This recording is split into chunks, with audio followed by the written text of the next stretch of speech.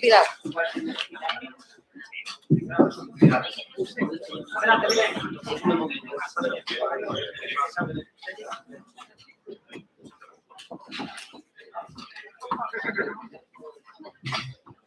No, a orden. Teño aquí a poder... A orde distinta, non? Sí, no me sei. Sí, no. Está. Y empezas o primeiro. Estaba mirando ahora que me pasaron aquí que non sabía. Empezas o primeiro. Entón, a continuación, xa sigo eu, tal,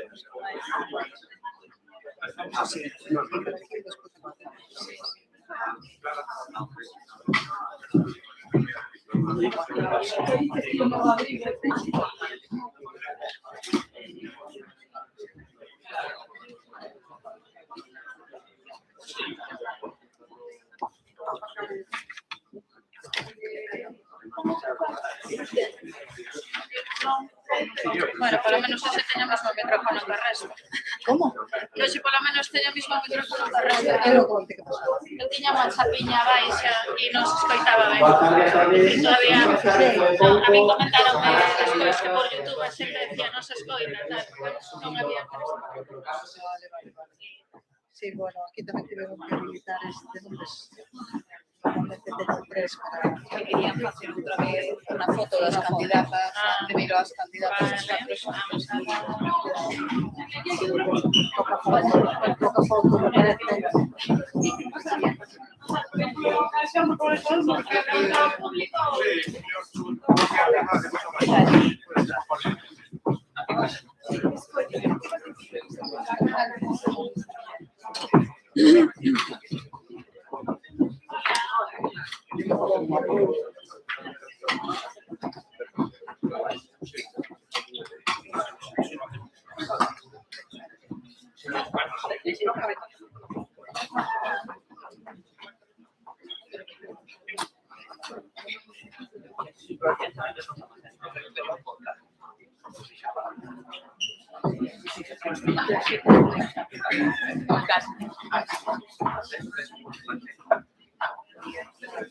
A orden protocolaria non a sei, o sea, se pode...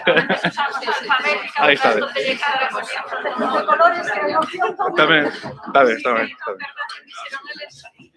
Vamos allá. Espera, aguantademe aí un montiño.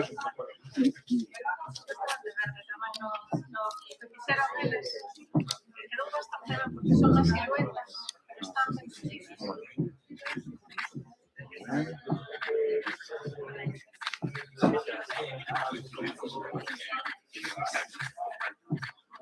Muchas gracias.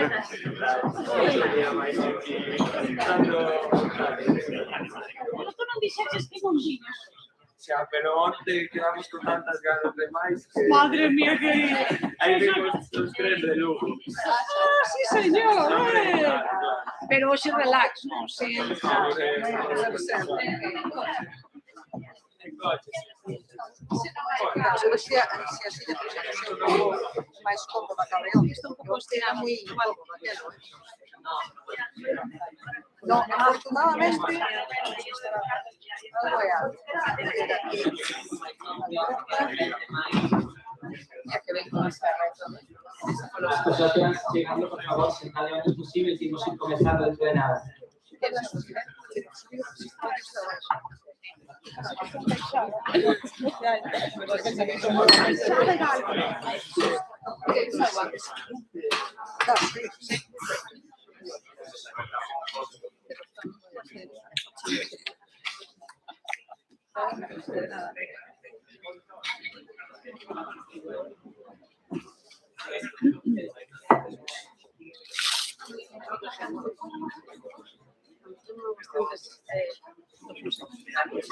Y alrededor vai ser un día de lunes.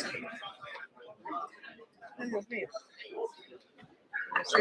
Empecé a libreta por los dos lados. Así non hai maneira de fallar. No. Teño por o dereito e por o revés. Bueno, a parte do medio está limpa.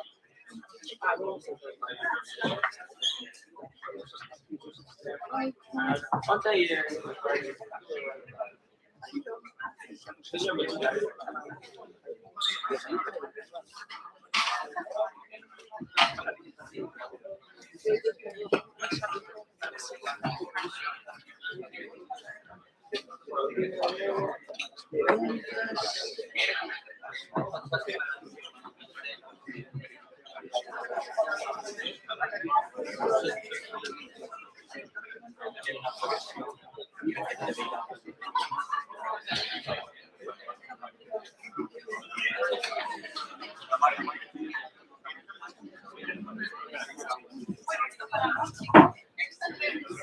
Estabas preocupada aí un cacho, Nós estamos No, yo antes no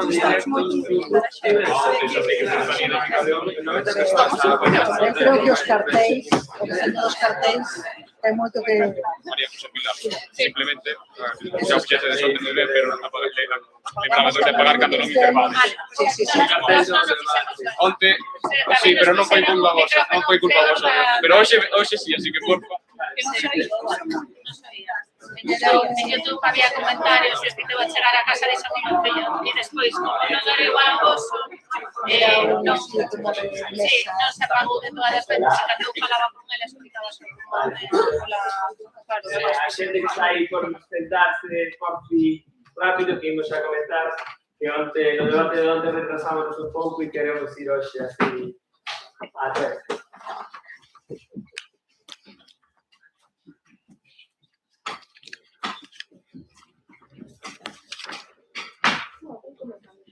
Bueno, hola, benvidas e benvidos a todos e a todas.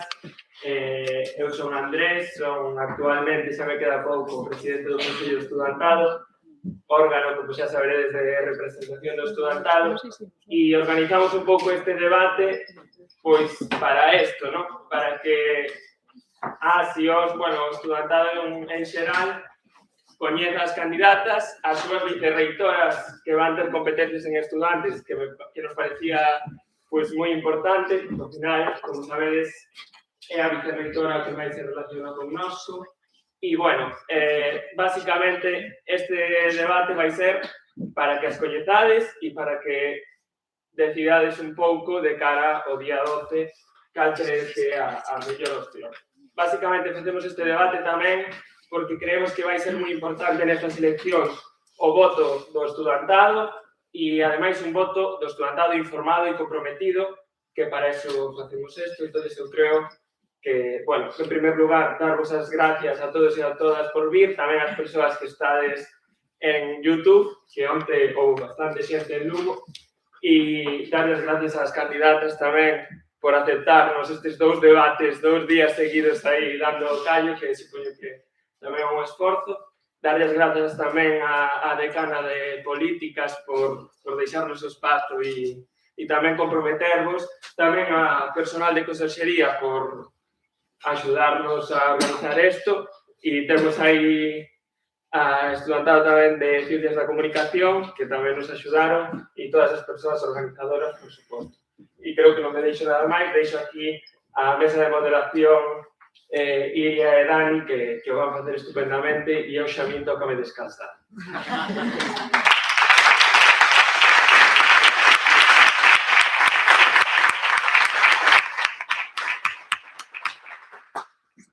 Hola, boa tarde. Bueno, tal e como xa dixo Andrés, estamos moi contentas dentro do Consello de ter reunido a tantas estudantes aquí. Dende logo para nós é un éxito, porque somos, ao final, considerámonos ou queremos pensar que somos a representación dos estudantes que nos vamos por. Entón, vernos aquí implicados para nós é a maior delicia do mundo.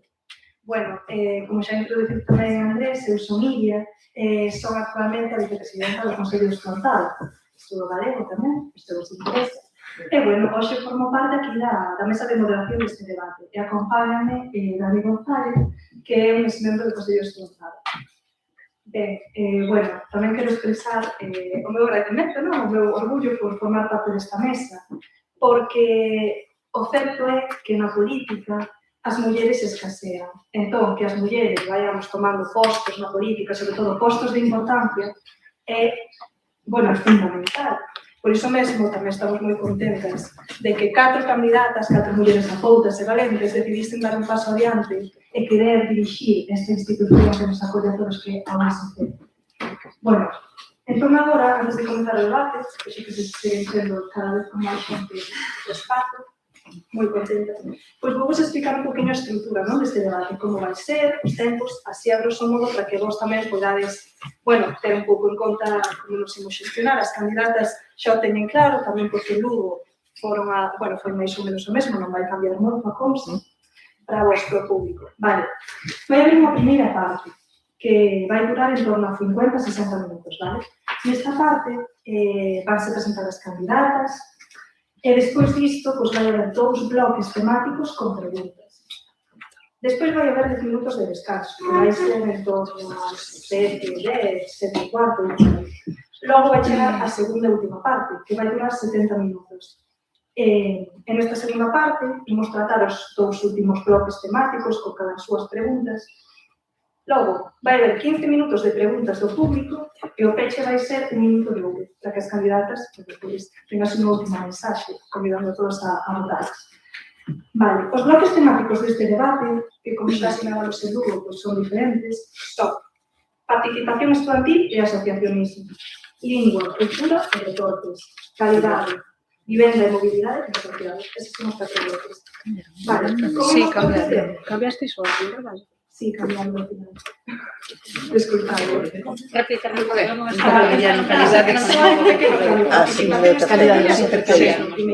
Lingua, cultura e deportes, de segundo. Despois, calidade e, por último, vivenda e mobilidade e social. Supongo que un problema. No, pero está ben saberlo, porque estamos un pouco atontadas dos primeros. Pois como vai ser isto? Vai haber unha lectura de preguntas por cada bloque e as candidatas van ter 2 minutos cada unha para unha resposta directa. Despois destes 2 minutos, o que vai haber será 3 minutos de refutación, que vai ser xa debate. É dicir, aí as candidatas non teñen orden, quen queira vai pedir o turno, vai falar entre elas, refutar argumentos que dixera a anterior na resposta directa, e aquí, se lle sobra tempo dos 2 minutos de pregunta directa, poden acumular ata 5. Non? A refutación xa estades familiarizados con isto, dende o Vale. Ben, os tempos de intervención das candidatas é certo que van ser moi estritos e restringidos e van a estar proxectados nesa pantalla de aí que queda sobre. Nós, dentro da moderación, se observamos que algunos se pasa de tempo, imos pedir amablemente que, por favor, que queden o turno de palabra, porque sí que se non alongase moito o debate. Xa logo alongouse, que non gustaría nos agora, pois fosse un pouco máis foro. Vale. Logo, tamén me gustaría mencionar que hai un equipo que aí que se vai encargar do fact-checking, do debate, e que nos vai axudar. E despois, agora mesmo nas pantallas, o que tedes proxectado é un QR que vos vai levar a un forms onde podedes facerles preguntas ás candidatas, que se van ler despois ao rematar o debate. Por qué? Porque por cuestión de tempo e operatividade non imos intentar non facer preguntas a man alzada. Entón, se tedes preguntas, pois é mellor que se deixedes no QR. O QR non vai estar sempre, porque imos ter os tempos do debate, entón onde podedes ir meter as preguntas. Temos o QR na descripción do directo, do vídeo en directo que está na nosa canle de YouTube, bastante doado de atopar, porque somos consellos contados moita gente. E despois tamén está nas nosas historias de Instagram, que, bueno, consellos contados USP. Chicos, non te entiendo para nada. Vale. Logo, outro apuntamento é que despedimos as candidatas tamén que non tivesen ningún aparello electrónico ou dispositivo, porque buscamos que este sexa un debate honesto, e penso que todos compartimos esa idea. E, bueno, pouco máis. Quería informarvos de todo isto, e agora, sen máis dilación, pois imos proceder ao que a presentación de cada programa e candidatura por parte das candidatas. Que vai ser o primeiro antes dos bloques. E vai comenzar, así que, por favor, Abaixo a esquerda, non? Sí. Bien. Escoitase así? Está... No, creo que non está. Hola? No, pulsa un poquinho. Hai que aguantar. Non sei. Hola? No. Hola? Sí, bien. Hai que achegar un pouquinho máis. creo que chegar moito. Sí, hai que poñerlo así un pouco máis para aquí. Ben, pois, moi boa tarde a todas e a todos. Moitísimas gracias ao Consello Estudantado por organizar este segundo debate. A nosa candidatura parte preséntase con un objetivo claro, que é darlle ao estudantado ese protagonismo que merece na USC. Queremos unha universidade na que participar sexa fácil, sexa útil e sexa tamén recoñecible.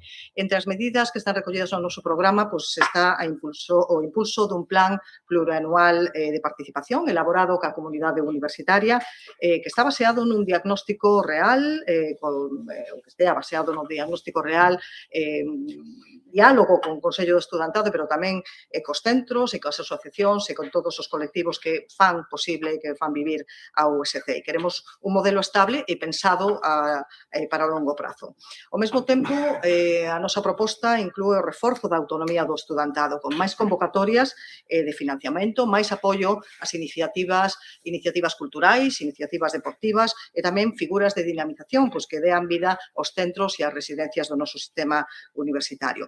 Apostamos tamén por unha USC moito máis próxima, con xornadas de benvida máis fortes, paquetes virtuais claros e tamén con unha canle única de atención en moitos máis servizos, tanto no campus de Compostela como no campus de Santiago.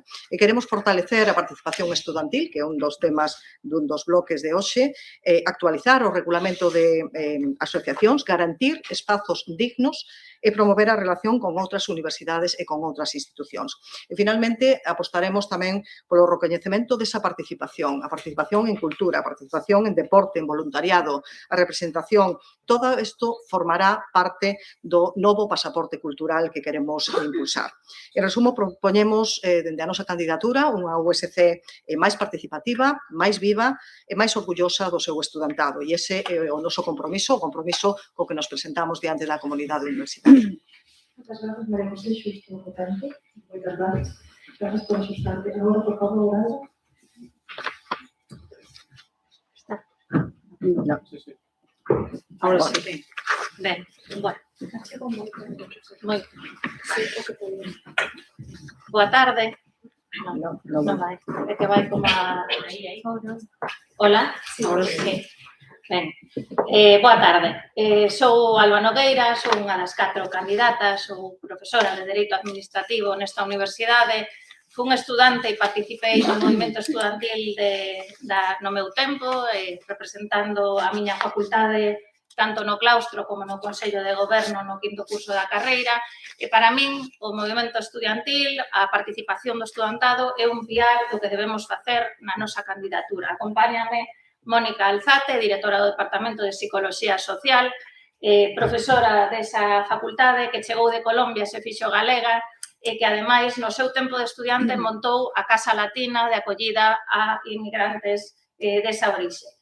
Esta é a nosa carta de presentación, a nosa candidatura é unha candidatura que representa o que queremos facer na USC, unha candidatura de integración, de traballo social, de compromiso ca universidade.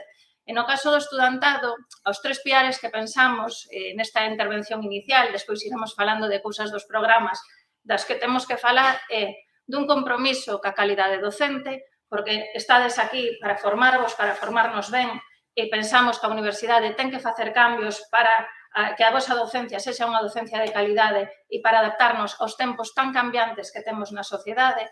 O segundo piar que pensamos que é tan importante como ese é o da participación estudantil.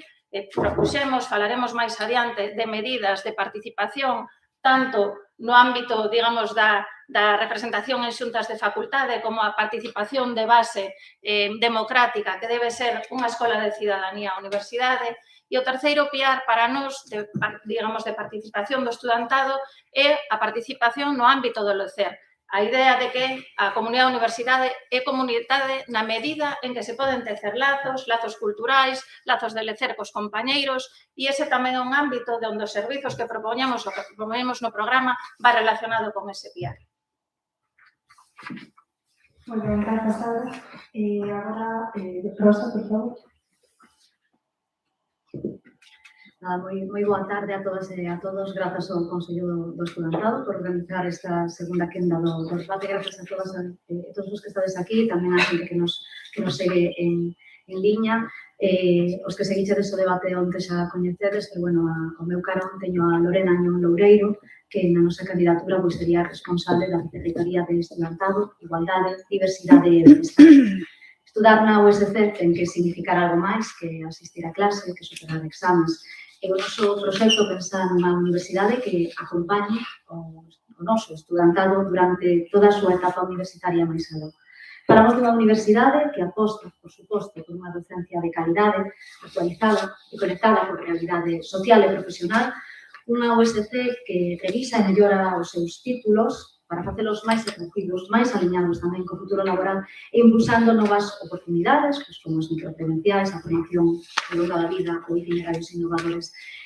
Neste proxecto pretendemos un acompañamento real ao estudantado, máis orientación académica, máis apoio en momentos de dificultade, máis recursos para garantir a igualdade de oportunidades, con atención á vivenda, como se tratou onte, ao benestar emocional e ás situacións de vulnerabilidade, porque estudar non pode ser unha carreira de obstáculos. E tamén temos unha aposta firme pola participación estudantil, polo diálogo, pola comunicación horizontal. Unha USC que escoita, que conta coa súa xente e que entende que o estudantado debe ter voz activa na vida académica, cultural e social da universidade. O noso proxecto defende unha universidade feminista, inclusiva e diversa, libre de discriminacións e que cuida da saúde física e emocional da súa comunidade e que promove valores democráticos, pensamento crítico e compromiso social. Por suposto, unha USC comprometida coa sociedade, coa cultura, coa lingua galega e co territorio. Moitas grazas, Rosa. Agora é que non vai. Bueno, boas tardes a todas e a todos. En principio, primeiro, darvos as gracias ao Consello Estudantado por organizar e por ter hoxe pois aquí a todos estes estudantes para escoitarnos, non? Permitídeme que hoxe abra este debate lembrando unha das intervencións finais dunha compañeira no debate de onte, na que despois de reivindicar a súa candidatura como feminista, apelaba a sororidade e empatía do resto de candidatas como mulleres. E hoxe tamén quero tomar a licencia de abrir este debate deixando no aire varias preguntas ás miñas colegas. Pensan as miñas compañeiras que están diante da reitora que emborracha os estudantes? Pensan que organizar unha festa de peche de campaña é comprar votos con cubatas? Pensan que os estudantes se venden por unha cervexa? Comparten, amparan, incluso se non é que inducen unha evidente estrategia de difamación e ataques contra a miña persoa por organizar unha festa de peche de campaña? Podería seguir. Pero o único que quero é que reflexionemos sobre un dos temas que imos tratar aquí, que é a participación estudiantil. Enchexenos a boca a todas falando de tratar os estudantes como persoas adultas que son, pero logo, cando queremos propiciar un espazo de diálogo con eles, sexa ao redor dunha auga ou dunha cervexa, tiramos de manual de demagoxia barata e de primeiro de bulos para orquestar pseudocampañas de desprestixio persoal. Eu simplemente lles quero dicir unha cousa. Non atoparán nas redes ni en ningún lugar unha crítica miña amparada no anonimato. Nun cobarde anonimato. As críticas que queira facerlles escoitaranas directamente da miña boca. E teñan claro que cando remate esta campaña, Maite Flores poderá seguir ca cabeza alta mirando aos ollos a calquera. Agardo que as demais compañeiras que están nesta mesa poidan seguir facendo o mesmo. Vale, moitas grazas, Maite. Pois entón agora imos comentar cos diferentes bloques temáticos e cos correspondentes preguntas. Voulle deixar a moderación aquí o meu compañeiro Dani.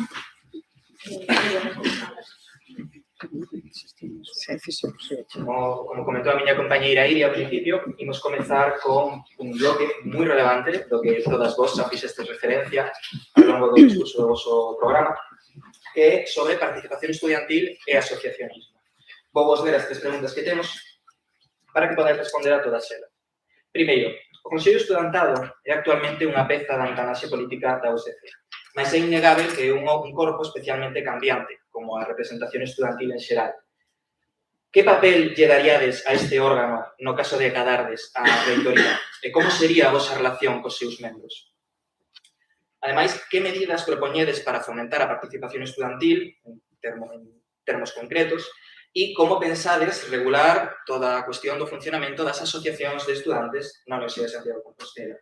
E xa por último, diversos colectivos acusan as políticas implantadas dende a reitoría de paternalistas e alleas á visión do estudantado, chegando como lonxe a mesas de negociacións que ás veces rematan en diálogos sermos.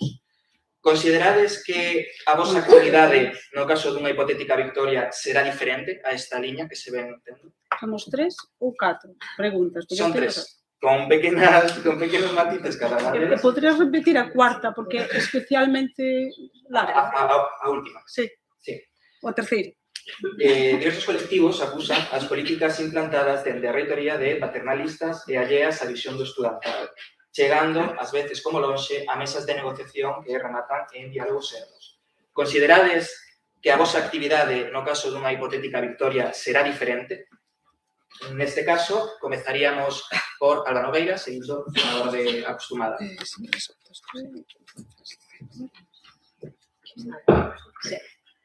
Ben, con respecto ao papel do Consello do Estudantado, pero en xeral ao papel do estudantado mobilizado na universidade. O Consello do Estudantado, por un lado, está recollido na lei e vai seguir aí e é un órgano do que nos vamos dotar que vai canalizar unha parte do movimento estudantil, hai outra parte do movimento estudantil que se canaliza a través do asociacionismo de diverso tipo, a través das asociacións de estudantes que existen nesta universidade. Como vos dixen, eu nacín aí, eu creo que a miña escola de participación democrática naceu precisamente no movimento estudantil e agradezo ya ese tempo na universidade pois terme formado na capacidade pois de escoitar a outras persoas, de consensuar. Eu era parte dos comités abertos de facultade, había xente de moi diversas ideoloxías coincidindo nunha defensa da universidade pública e iso permitiume pois aprender a encaixar, a consensuar cousas que eu creo que é unha cousa que está ben. Con respecto ás nosas propostas concretas, nós temos unha trayectoria de defensa da participación estudantil que se traduce en que na participación na Comisión Electoral propuxemos un cambio no calendario de eleccións á Xunta de Facultade precisamente para garantir que non pasara o que pasou hai pouquiños anos que o 75% dos postos de Xunta de Facultade de estudantes quedaron baleiros. Dixemos que había que mandar un SMS o día das eleccións para que a xente soubera que tiña que votar e é un elemento que nos parece que facilitou un incremento da porcentaxe de participación nestes últimos anos. No debate de estatutos, o noso grupo defendeu que o que abre as portas á LOU e que as eleccións do decanato sexan igual que as eleccións á reitoría, que o conxunto do estudantado poda votar e non só representantes de Xunta de Facultade, debería implementarse o sufrexo universal que prevea a LOSU. E iso non foi algo acollido polo resto das persoas que estaban nesa ponencia de estatutos e que representan a outras candidaturas. Aí son medidas concretas que nos proponíamos. Grazas, Alba. Seguiría a candidatura de Rosa. Bueno, boas tardes a todos e todas. Quero darvos as gracias por acompañarnos no día de hoxe. Tamén grazas ao Consello de Estudantado por organizar este debate. E xa enlazo con iso, para nós o papel do Consello de Estudantado é clave porque é un órgano de representación que forma parte da estrutura da universidade, pero tamén é verdade que creemos que se debe incentivar a participación como o alumnado decida, ben con delegacións en cada un dos centros ou facultades ou ben a través de asociacións, e o que queremos é que o estudantado conte con o noso apoio, con o noso asesoramento para a creación e para o mantemento da súa estrutura estudantil no modelo que decidan. En canto ás medidas, consideramos que é fundamental, que eso xa anunciou a candidatura tamén de María José, que haxa un plan de participación estudantil, que se elabore un diagnóstico da situación, porque as necesidades e as realidades de cada centro e de cada facultade son diferentes. Se nos impoñemos as medidas desde arriba de como debe ser a participación, isto non vai a funcionar. É o propio estudantado que ten que participar activamente en cales son as súas necesidades e as súas demandas e decirnos cales son as cales máis accesibles de comunicación. E neste senso, neste plan de participación estudantil, como mínimo, consideramos que unha das pezas clave é mellorar e renovar as canles de comunicación e difusión de información que temos co estudantado. E eu decía onte no debate de Lugo. O que estamos a facer agora en campaña, hai que seguilo facendo despois da campaña. Non se pode quedar en campaña, ten que poñerse como algo rutinario. Eu veño de traballo social, despois agora estou en educación, non? E lle dicía meu alumnado, nós temos que baixar ao campo, non estar nos despachos. E iso é unha das cousas que temos que facer. E logo que isto teña recoñecemento, é dicir, a participación do estudantado ten que ter recoñecemento. E acabo sen o tempo, logo sim. Grazas, Lorena. A continuación, a candidatura de Maite. Bueno, pois eu...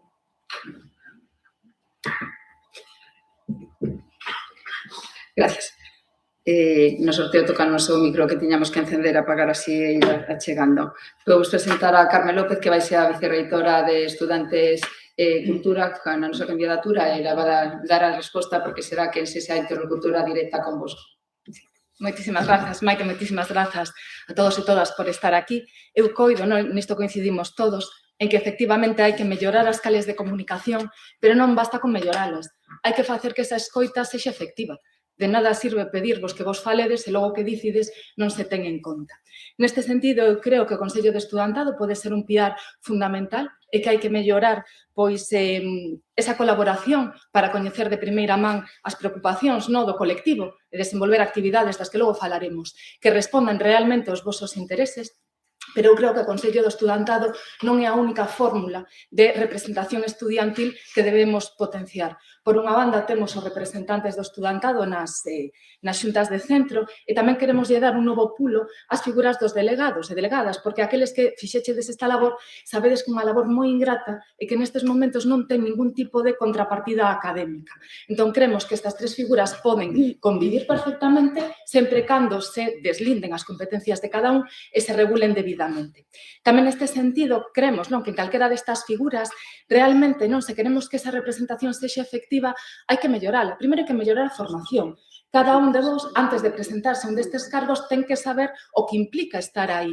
Ás veces, estudantes que xa teñen relación connosco, informalmente nos veñen preguntar, se son delegado, o que teño que facer? Bueno, pois o mellor temos que dar esa formación previa. E temos tamén que racionalizar as convocatorias. Tal e como se fai a día de hoxe depende do censo. O censo ata outubro, mediados de outubro, polos prazos de matrícula non se pode saber. Entón, o mellor o que non ten sentido é ter convocatorias a representantes de centro anuais, porque se resolven en xaneiro, comezades nas comisións de febreiro, en maio terminachedes o curso.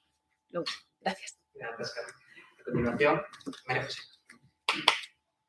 Escoitase. No. Sí? Sí? Sí. Moi ben, pois, como decía na miña intervención inicial, o estudantado, dende a nosa candidatura, debe ser o centro e debe ser o protagonista da experiencia universitaria e tamén debemos ofrecerlle as distintas formas de participar, porque non todo o estudantado quere participar da mesma forma, pero sí debemos ofrecerlle posibilidades para fortalecer a súa formación integral. Nos xa comentamos en algunha ocasión ese plan de participación estudiantil da USC, do que poderemos concretar un pouco máis adiante, pero para o resto das preguntas vou pasar a palabra a Pilar Murias, que dentro do noso equipo de goberno será a vicerreitora que se ocupe da Vicerreitoría de Estudantes, Cultura e Lingua. O Consello do Estudantado é o máximo órgano de representación do estudantado dentro da universidade. Iso é o que consideramos que é o Consello do Estudantado. Levamos como medida concreta, ademais aí, fortalecer o Consello do Estudantado. É cambiante relativamente, porque leva 3 anos.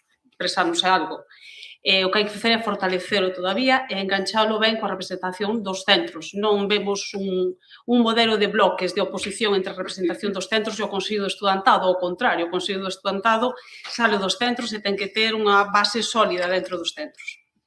As dúas cousas é necesario reforzalas e, ademais, como teño dito en outras ocasións, quen debe escoller o modelo de representación do estudantado é o propio estudantado. Xa nos coitaron máis veces. Medidas concretas que propoñemos. Despois, María José falará un pouco máis de cales son o importe concreto dese plan de participación. Alégrome de que outros programas estén en evolución e vayan acollendo novas medidas. Ese primeiro plan de participación da USC é necesario e ten varias medidas propostas. Como decía, representación estudantil interna, representación externa. Necesitamos fortalecer a convocatoria de sectoriais que ten agora mesmo esta universidade para celebrar sectoriais aquí, pero quero poñer en marcha unha nova convocatoria para que poidades asistir, para que teñades unha axuda para asistir. Se acabou o tempo, unha disculpa, gracias por asustarvos. Imos agora coa réplica, así que podedes volver un pequeno recordatorio antes de acceder directamente aos 3 minutos de réplica. Houve alguna mención velada, pero nos gustaría recibir alguna resposta específica respecto a esa última pregunta que tamén poden repetir. Así que agora que imos cos 3 minutos, como se sabedes, podedes empezar a calquera de vos. a cuestión do paternalismo. Era. Justamente. Onde decíase xustamente as persoas que están xusto a candidatura de María José López Couso, facía unha mención a que nas residencias pois, había que ter un certo control porque senón as familias preocupabanse. E eu a iso é a idea que teño de paternalismo. Eu penso que os estudantes e as estudantes que están na USC son xente adulta, son xente precisamente que eu creo que teñen que decidir como queren organizarse na USC e que apoio queren ter da vicerreitoría competente e da reitora da USC. Pareceme que a política se fai de baixo arriba, que son as asociacións estudantís, que é o movimento estudantil da USC, o que nos debe decir como quere organizar a súa representación, como quere organizar as súas actividades e que nos debe demandar o apoio económico, logístico, que lle poda dar a universidade. No noso programa, nesa idea de autoxestión do estudantado, falaremos despois na cuestión de vivenda, pero nos, por exemplo, propoñemos que haxa un servizo de asesoramento para o estudantado que está en réximen de alugueiro, onde poidan exercer prácticas académicas estudantes formados para iso, pero que sexan os propios estudantes. Isto existiu hai anos na USC, xestionado por asociacións de estudantes, servicios autoxestionados para información á comunidade estudantil. E ese é o noso modelo non paternalista de como debe xestionarse a área de estudantes. Gracias, Alba. ¿Quién quiere continuar?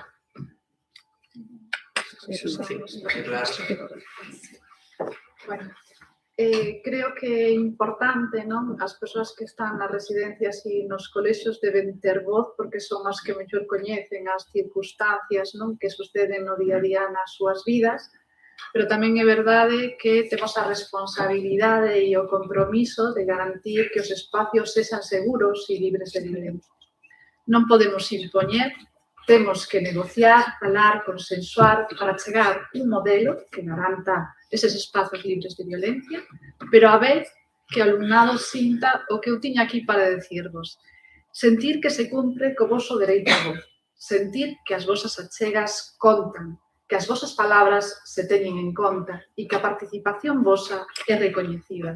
E iso é algo que nos gustaría nesta candidatura, que se o alumnado nos dá a confianza, pois poida sentir isto que acabo de decir, que non se quede con palabras, sino que con feitos, que nos poidamos sentar e traballar conxuntamente a negociar ese sistema de habitacional que queremos, pero garantindo sempre a seguridade e que temos que ter espazos libres de violencia, pero que a voz e a decisión do alumnado tamén se teña en conta a súa participación.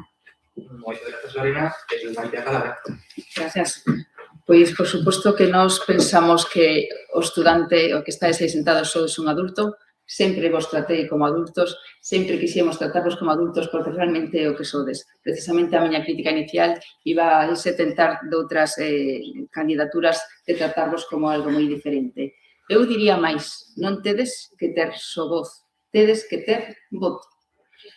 Avístenos as portas ás vosas residencias estes días, ainda temos unha por visitar hoxe, mostrástenes o voso disconformidade con como se vos trataba, porque se vos impoñían as cousas, non se vos permitían negociar, chegaba alguén que, por iso decía eu que con Carmen será con quen tedes a interlocución, que non era a vicerreitora, vos impoñía algo e dicía teño prisa, teño que marchar, enviades se queredes as vosas suxerencias e non les facía ningún caso. Eso non pode pasar porque precisamente nos estamos formando persoas para a sociedade, o futuro, e non estamos somente aquí para tutelar unha persoa, porque cando chegades á universidade sodes adultos. Gracias, Peite. Candidatura de María José. Deixádeme, escoitadesme, sí, deixádeme acabar co tema das medidas concretas antes de entrar no paternalismo, que creo que vai todo dirixido hacia min, que son moi paternalista. Ademais das medidas que comentei, medidas asociacións, é necesario cambiar o regulamento de asociacións, está moi mal organizado, quedou atascado en Secretaría Xeral o ano pasado, como pode saber, membros do Consello de Estudantado e de varias organizacións, porque o texto estaba moi avanzado. Temos tamén a necesidade de cambiar a convocatoria que temos de asociacións. Cando cheguei había 5.000 euros para participación estudantil, que eran as axudas a asociacións. Agora mesmo hai 62.000 euros que decide a comunidade universitaria, particularmente o estudantado, en que o gasta. Non parece moi paternalista. Vexo que vai todo polo sistema universitario de residencias, collo a indirecta perfectamente. Os espacios deben ser seguros para os que están dentro e para as súas familias. E creo que algunhas persoas están escoitando voces equivocadas dentro do sistema universitario de residencias. Creo que o Consello do Estudantado e outras persoas poden garantir que sempre houve procesos de negociación e se escoitou, o cal non quere decir que se poida aceptar todo, e creo que algunhas persoas son bastante pouco coñecedoras do que pasa en algunhas estruturas residenciais e creo que estou pagando o precio xusto de intentar afrontar esas situacións. Se é necesario, podemos falar máis. Campaña de non novatadas todos os anos desde que eu estou, sorteo nos chamados colexios maiores, porque non vou a diferenciar entre novatos e veteranos. E creo que unha parte dese paternalismo ten que ver con este tema. Se é necesario, podemos entrar máis en detalles, non hai ningún problema. Moitas grazas, Pilar. Non sei se algunha das candidatas quere aproveitar máis o seu tempo, como, por exemplo, para falar sobre a cuestión concreta da normativa que acaba de sacar a comer. Sí, a candidatura Rosa.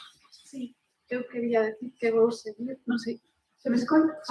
Quería decir que eu vou a seguir na línea de sororidade, para nada a miña intención é poñer en cuestionamento o traballo de ninguén, simplemente como na candidatura que participo, pues comprometerme con novas propostas de camiñar hacia o establecemento de espazos de codivisión e de colaboración, de recoñecer esta participación, de informar ao estudantado, porque se estiven en química e o estudantado non tiña información de como asociarse, de apoiar e asesorar na formación nesas estruturas, pero sobre todo tamén que teñades a vosa casa do estudantado e que ese sea un espazo de cuidado, de digno, accesible, de convivencia, aberto, non, á comunidade e outras persoas nas que poidades construir, porque o estudantado é esencial para a Universidade de Santiago de Compostela e nos queremos que na USG se sinta o latexo do estudantado.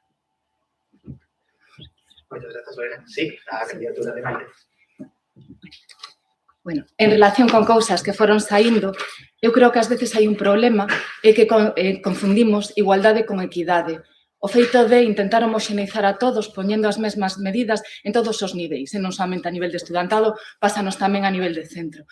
Pero nós consideramos que iso é unha equivocación, porque nesta universidade, igual que nas residencias, non somos todos iguais, e as condicións que hai nos dos colexios maiores ou residencias respecto aos outros non son os mesmos. Entón, aplicar os mesmos criterios, eu entendo que iso é un criterio, pero ao mellor pois, hai que repensalo. En relación tamén, non, que falouse de dar voz, ás veces tamén hai que dar voto. En este sentido, que nos trasladaron é que dentro do Consello de Residentes pois gustaríalles poder falar un pouco máis, xa non digo que se tivera en conta, ter ese voto. Pois o mellor podese mirar de reformular tal e como está o Consello de Estudantado para incluir un posto nativo procedente deste Consello de Residentes. Entendemos que son moitas as preocupacións, non, que o Consello de Estudantado ten que abordar, pero quizáis non ter algún membro que vive na residencia se coñece de primeira man esa realidade, pois axudaría non a ter un maior sentimento de que realmente as medidas son cando menos escoitadas e trasladadas. Sí, a candidatura de Alba. Vale, está... Bueno, nós estamos de acordo co tema de que hai que dar voto tamén para o estudantado. De feito, parte das nosas propostas están relacionadas con a normativa tamén que nos está a condicionar, que sería a LOSU, para que este estudantado tivera ou formara o seu voto a nivel universal na participación tamén dentro de distintos órganos da universidade.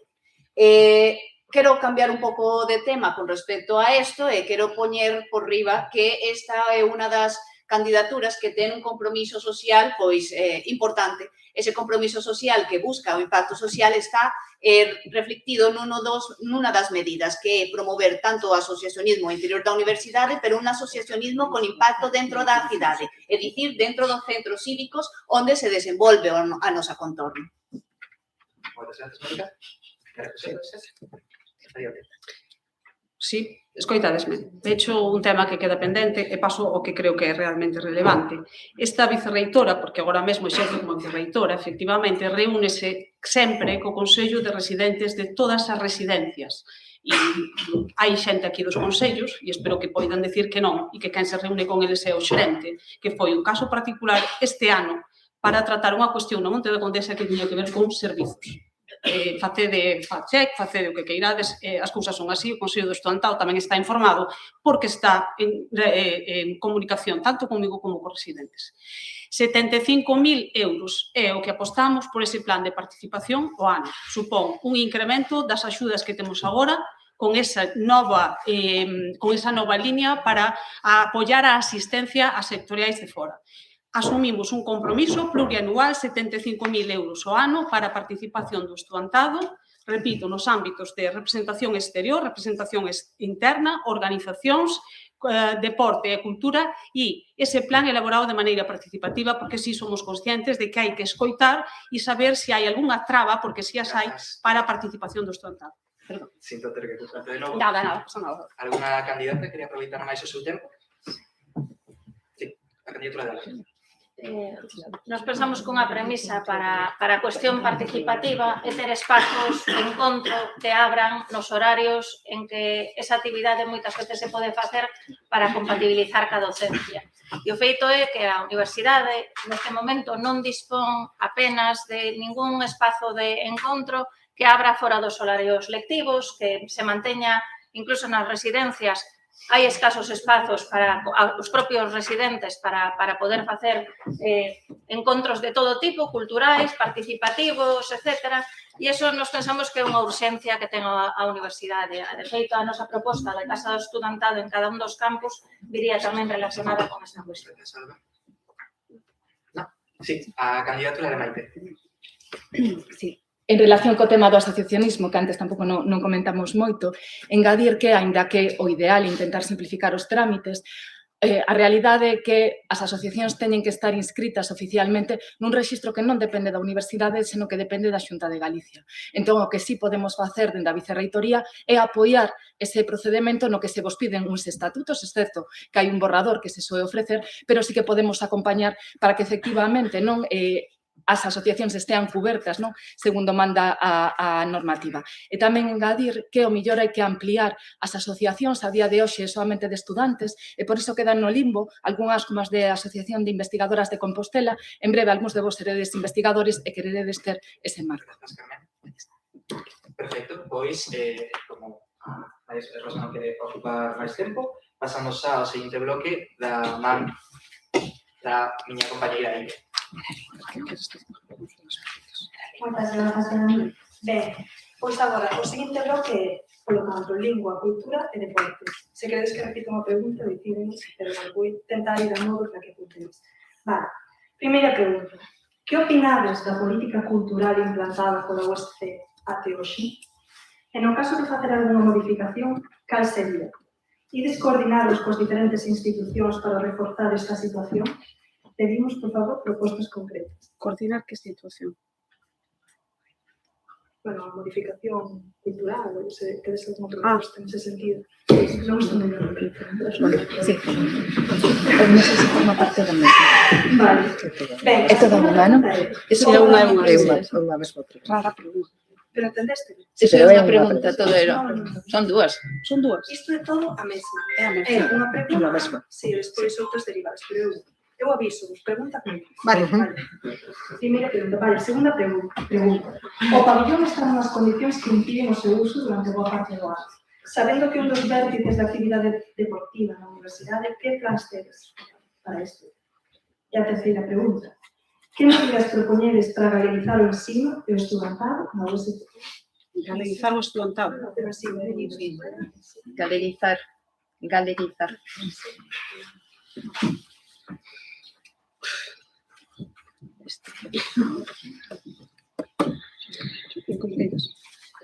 Ben, pois agora a orde se dos sorteos xerais, porque as nosas intervencións son por sorteos, sabedes?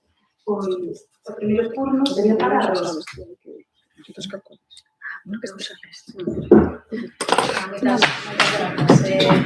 Eu, bueno, tendo en conta que temos aquí a vicerreitora actual, que leva traballado moito, vale? Creo que vamos a tratar de baixar un pouco a intensidade. Eu creo que se fixeron cousas interesantes dentro da política cultural estes anos e penso que todos estamos de acordo se dicimos que o tono cultural, a primavera cultural son moi boas iniciativas. Nos queremos darlle un seguinte enfoque, vale? E vos explico de onde parte a nosa proposta cultural, o noso programa cultural, que é bastante amplo. A nosa proposta parte do marco estratégico de política cultural da Unión Europea, das últimas directrices da UNESCO, que establece un principio moi básico, que é a cultura como un dereito, a cultura como un elemento de transformación, non? Entón, veredes que dentro do programa nos planteamos unha serie de iniciativas que van orientadas a temáticas concretas sobre cultura verde, cultura situada, vale? Interculturalidade, vale? Ou cultura científica, que tamén é cultura, vale? E, por suposto, cultura da paz e cultura democrática. Temos unha recomendación da nosa Comisión de Convivencia que insta a toda a universidade a establecer os mecanismos e iniciativas que contribúan ao establecemento dunha cultura da paz. Dentro do planteamento das actividades culturais, tamén queremos que esas actividades culturais cheguen a todas partes. Preguntábamos outro día nunha xuntanza con estudantado se alguén por alguna vez alguna das fantásticas exposicións que temos no Claustro Alto de Fonseca, e a maioría non sabían onde era o Claustro Alto de Fonseca. Entón, haberá que levar a cultura aos centros, haberá que levar a cultura aos espazos da universidade, e haberá que facer que a comunidade sexa tamén...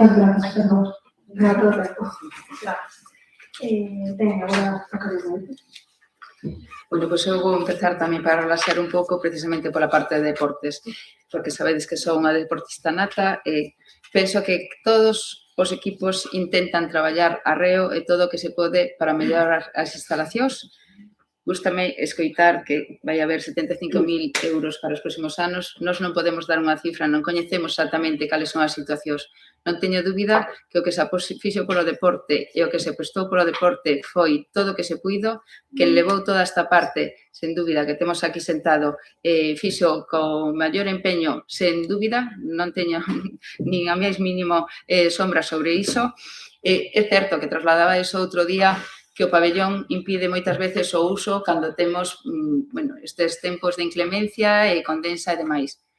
Haberá que traballalo, haberá que buscar financiamento non só para que poidamos de forma única e individual cos presupostos da universidade acometer reformas nestes espazos, senón que teremos tamén que traballar para que outras administracións fagan parte e colaboren connosco.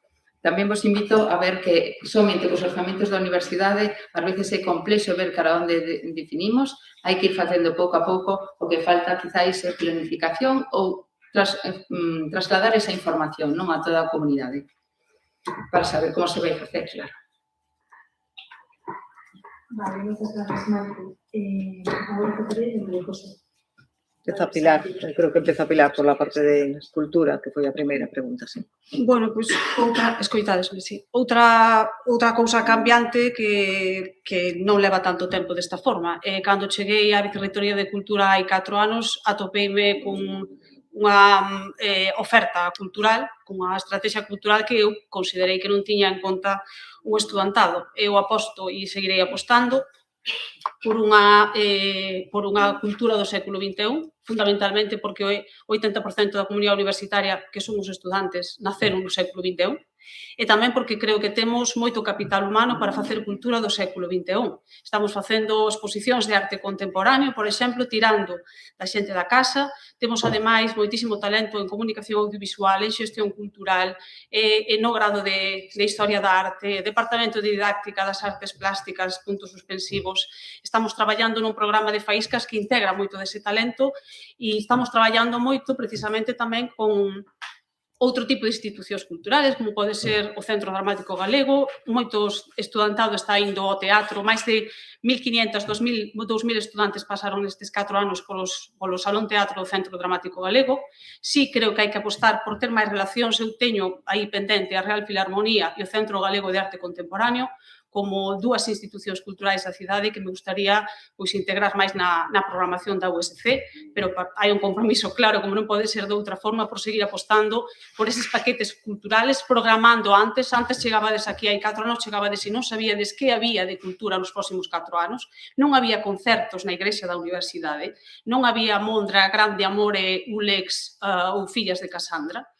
Eu sigo apostando, obviamente, por ese tipo de iniciativas e aposto tamén por unha nova que é o pasaporte cultural, para que se vos reconozca, para que de verdade consideremos que a cultura forma parte da vosa formación integral nese sentido, non?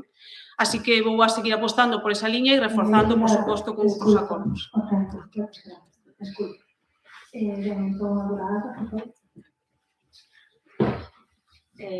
Imos ca cuestión da lingua. A Universidade de Santiago ten estudantes que falan nas dúas linguas e somos unha universidade que está comprometida con que saíades ao mundo laboral falando as dúas linguas para poder aproveitar mellor todas as oportunidades que vos poden ofrecer, tanto aquí como no exterior. Cando a xente sabe exterior, dase conta tamén da utilidade do galego para enlazar co mundo da lusofonía. Por eso non podemos perder a oportunidade, ni nos podemos permitir que apenas teñades un 20 e tantos, este ano un 30, pero non sei hasta que punto é fiable o dato de clases en galego e que haxa ámbitos como o ámbito da saúde onde os números sexan ínfimos, porque aprender a linguaxe profesional das vosas especialidades en galego durante as aulas vai vos dar facilidades para facer a vosa vida profesional despois, para relacionarvos nos distintos traballos que teñades e iso dificilmente se fai se non usades a linguaxe profesional habitualmente nas vosas linguas. O noso compromiso é cando menos un grupo de cada materia da universidade vais impartir en galego e iso tamén vai facilitar que o profesorado, que o mellor lle dá máis medo enfrentarse solo a facer ese cambio de lingua, se sinta máis seguro porque é un proxecto institucional e se sinta acompañado. As universidades que fan unha aposta por isto teñen incluso sistemas de acollidas para estudantes que veñen de fora, que teñen que saber que aquí van a toparse unha universidade con dúas linguas. No caso da Universidade de Barcelona teñen vocabularios de conversa simple entre moitas linguas e o catalán, que facilita que alguén, cando chega, dice como teño que pedir un café, como vou a un aula e lle fala un profesor, e incluso teñen proxectos, como nos propoñemos, de conversa dupla entre estudantes de aquí que lle poden ofrecer esa capacidade a estudantes que veñen de fora e a lingua que veña de fora, o polaco, o inglés, o francés, ao estudante que ven de fora, axudarvos a vos. Entón, temos unha aposta clara neso, temos máis medidas, pero esta sería a primeira cuestión. Vale, moitas gracias, Alba. Vale, agora comenzan os turnos de refutación. Queremos lembrarvos de na mesa que, por favor, se podedes, tentede responder as 3 preguntas, porque penso que algúns tocastes unhas, as outras. Imposible, 2 minutos. Ainda temos 3 minutos máis. Política cultural, pabellóns, galeguización do ensino e do estudantado. Vamos que falas, por favor. Vale, pedimos a primeira parte. Sí,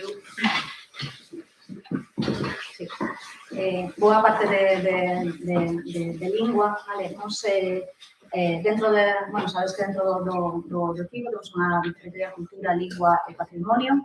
Explico vos agora porque esa inclusión tamén daqui da parte de cultura con lingua. Dentro dos ámbitos de actuación do programa, no ámbito da lingua, nos distinguimos por unha banda parte de dereitos lingüísticos, garantía dos dereitos lingüísticos da comunidade universitaria, o aseguramento de espazos de valor ao galego, pero ao galego como lingua prestixiada en toda a nosa actividade. Pensamos que é preciso tamén manter e mellorar as políticas de discriminación positiva con respecto ao uso do galego. Nos comentaban nos servizos esta mañá que no ámbito económico, facendo así un estudo, máis do 50% da documentación que recibían de xustificación económica estaba en castelán. Por suposto, para isto precisamos expertos, temos un fantástico servizo de normalización lingüística que hai que reforzar e que neste momento non ten presenza no campus de Lugo.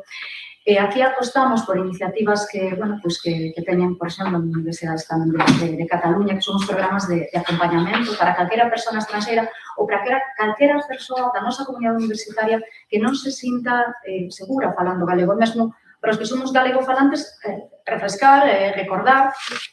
E nos comentaban onte, nun nun centro en Lugo, unha persoa de fora, dicía que entendeu realmente a necesidade de falar na lingua do país cando empezou a relacionarse a través de actividades culturais e lembraba unhas foliadas no campo, que era a maneira de comunicarse aí. Por iso, de tratarnos de incluir tamén estas actividades vinculadas ás de cultura situada. Por outra banda está a dinamización lingüística. Temos expertos en lingua na universidade, temos moito coñecemento, temos o Instituto da Lingua Galega, creo que temos que tirar partido diso. Con respecto ao uso do galego na docencia, os datos que, como dicía a profesora Nogueira, están alrededor do 30%, pero con moitas diferenzas entre uns ámbitos e outros, e aquí hai que facer plans diferenciados. Temos que facer plans diferenciados dependendo dos centros e mesmo incluso das titulacións.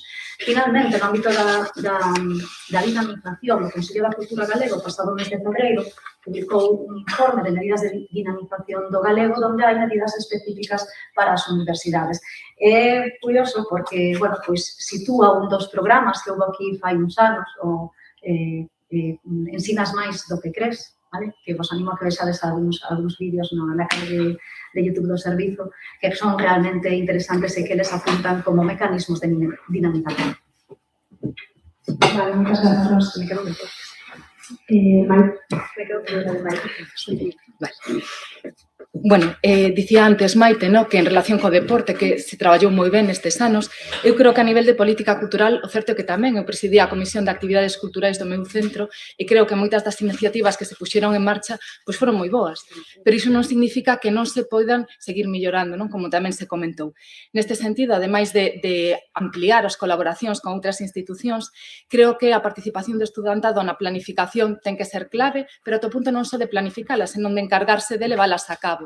Unha das medidas das que falábamos era de recuperar as bolsas de residencia precisamente para que pudieran dinamizar actividades culturais nestes centros. Por outra banda, o tema das faíscas, que eu creo que tamén foi unha iniciativa moi boa, pero mellor é preciso coordinalas mellor coas programacións dos centros. As faíscas, para aqueles que non participachedes delas, basicamente actividades culturais que se promovían desde a vicerreitoría, sería a maneira de ter un eco nos distintos centros. O problema é que cando facemos as programacións alá polo mes de maio, se non deixamos, ás veces, un espazo para ese tipo de iniciativas, pois logo costa un pouco máis encaixalos. Entón, na medida do posible, traballar de maneira conxunta. Igualmente que traballar de maneira conxunta cos centros. A nivel das distintas facultades, póñese nas comisións iniciativas que ás veces se houbera, non vou dicir unha tutelaxe, pero unha maior relación coa vicerreitoría, quizáis, poderían ir un poquinho máis da man.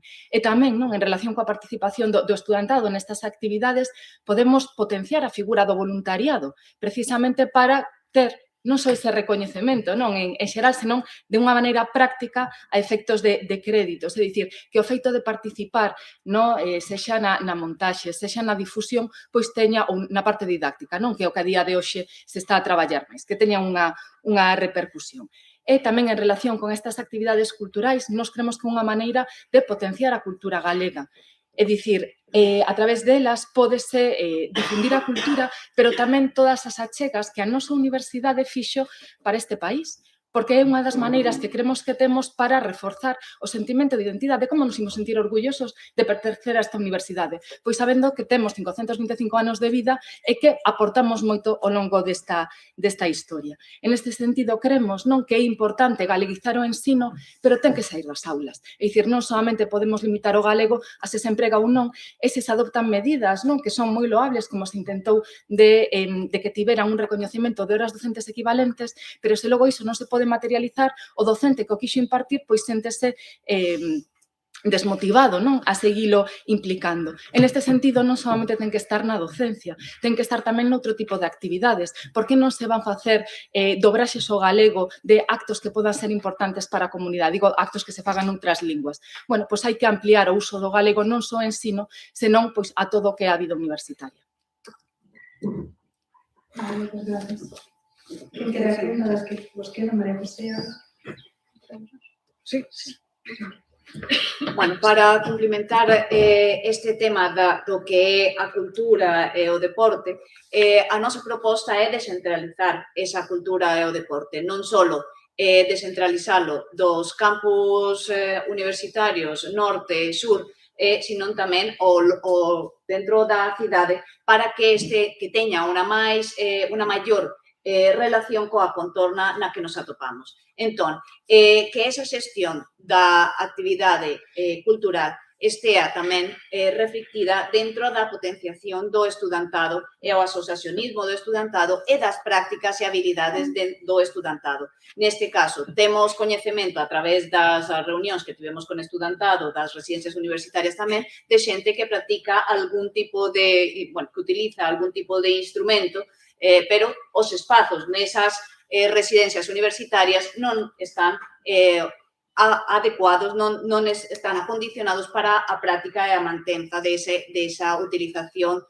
dun piano ou mesmo de unha viola. E tampouco nos temos a posibilidade de que o estudantado siga a promover as súas destrezas e habilidades musicais, por exemplo, estudantado que forma parte dos conservatorios de música e que quere seguir mantendo as súas destrezas, porque non temos unha política de acollida onde pase algo semellante ao que xa se está a implementar cos estudantes deportistas de alto rendemento, onde o estudantado que ten tamén certas habilidades culturais pois poda desenvolverlo.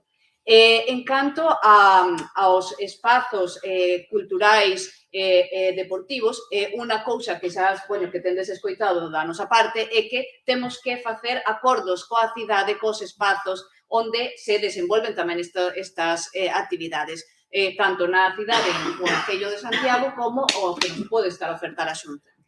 De feito, na cuestión do pabillón, que non a mencionamos antes, que sí que efectivamente tenemos déficits de mantemento e fai que moitos días ao ano por culpa da humidade non este en funcionamento, eu teño que recordar aquí que o espazo do Lorenzo de la Torre, se non me equivoco, o pabillón que está ao lado de Económicas, ese solo foi cedido pola universidade, co compromiso de usar conxuntamente ese pabillón. E neste momento non é un pabillón que se este usando pola universidade, é dicir que incluso cousas que se construíron sobre o noso solo hoxe non están sendo utilizados pola universidade. Esa idea de compartir infraestructuras que xa fai a cidade, cas pistas deportivas, coa piscina, eu creo que a temos que potenciar para poder darlle o máximo posible a espazos para este tipo de usos.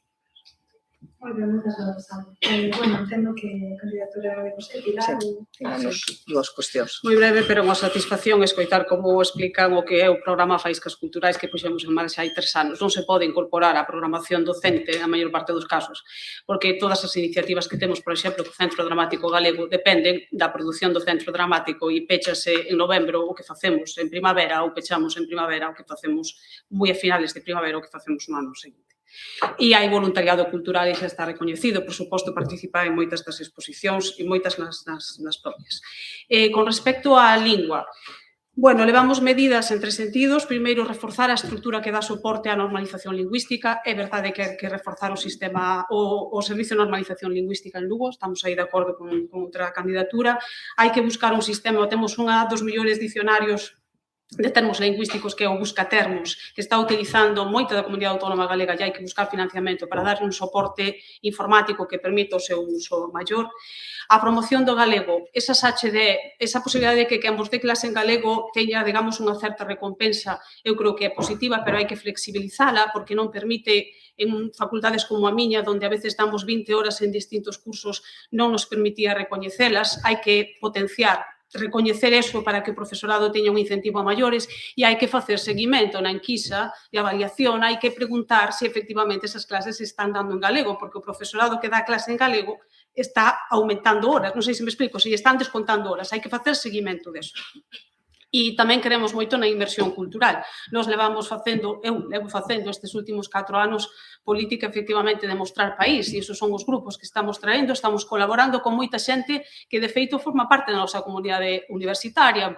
Nuno Grande Amore, por exemplo, Martín Mondra tamén formou parte da nosa comunidade universitaria, as rapazas do Fallado que veñen 2 anos consecutivos estiveron nas nosas xornadas de benvida. Temos moitísimo talento que se nos vai tamén da USC nese sentido. Deixolle a María José, xa non sei canto lle deixo, porque Bueno, ainda queda algo para comentar sobre as instalacións deportivas e, sobre todo, sobre o pabillón de deportes que se comentaba, non?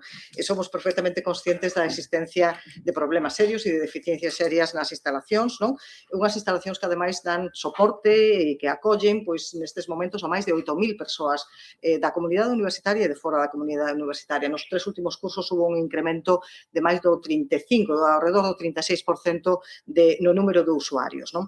E nos aí somos perfectamente conscientes desa existencia de deficiencias e apostamos dentro do noso plan de infraestructuras, en plan de infraestructuras xeral para a universidade, por incluir tamén os espazos deportivos, non? E non estamos falando simplemente do pabillón de deportes, sino tamén das gradas, a coberta do estadio de atletismo ou da sala de actividades do estadio. Todo iso ten que estar debidamente atendido e para iso contamos ca persoa que mellor coñece todo isto, con experiencia en órganos de xestión, tanto a nivel estatal como galego, para levar isto a cabo. Javier Rico, que será o noso vicerreitor.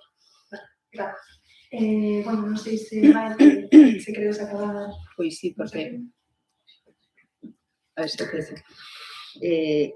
Ningún falamos dun auditorio maravilloso que temos pechado, que podería ser un sitio onde facer oferta cultural non só nosa e para nós, senón para a cidade en colaboración. Penso que non podemos permitirnos ter un espazo como ese. Eu estou repetindo estes días que ter espazos pechados non é máis que ter un lastre, ter espazos ben cuidados e abertos é ter realmente un valor. Entón, temos que ser capaces de rehabilitar ese espazo e facer unha oferta cultural para toda a cidade. Moitas grazas. Vale, deixo querer un poquinho, non sei, que hemos quedado tempo, penso que era a vos. Queres aproveitar? Sí, eses 10 segundos. Imos ver, na cuestión do galego, non é unha cuestión de dicionarios, non é unha cuestión de buscatermos, é unha cuestión de poñer medidas, avalialas e seguir adiante. E o caso que temos un plan de normalización lingüística desde hai moitos anos sin avaliación, sin compromisos de cumprimento. Moitas grazas. Me quedan 9 segundos. Sí? Bueno. Rápido, sobre as faíscas. O que quería dicir que a idea de vincular vicerreitoría e centros pareceme moi ben, pero con actividades que se poidan planificar de antemán. Vale, moitas grazas. Ben, pois agora imos dar paso ao descanso, pero antes de que nos hagamos todos, temos aquí unha información que o equipo de Fact Check quería aclarar. Leo o que nos mandaron. Dixeron, por alusións, o Comité de Fact Check quería confirmar que esas reunións existiron, como dixo a vicerreitora Saínte, e que houve presenza dos consellos de residentes, da xerencia, do Consello Estudantado e da vicerreitoría. Gracias. Se pode aclarar antes do descanso. Podes repetir o último de todo? Desde que dixeche vicerreitora Saínte xa me impresionou. Repítese toda a pregunta. Vale, bueno, a necesidade de confirmación. Dixeron, por alusións, quería confirmar que esas reunións existiron con honestidade e que houve presenza dos consellos de residentes, da xerencia, do Consello Estudantado e da vicerreitora. Estamos falando con respecto ao regulamento do SUR, imagino, cando foi ese momento. Sí, por suposto. Pero, ademais, hai reunións todos os consellos de residentes, teño aquí xente dos consellos, teño a subdirectora do Monte de Condesa, saben que fun a coñecer os consellos de residentes unha vez que son elexidos, que é o que facemos, e que quedo a disposición deles, obviamente, para cando o precisen. Eu creo que me poden facer fact-check eles persoalmente, porque lles miro os ollos e me van a decir que sí, verdad que sí? Vale, moitas grazas, Pilar. Entón, pois, 10 minutinhos de descanso. A 20, todas aquí,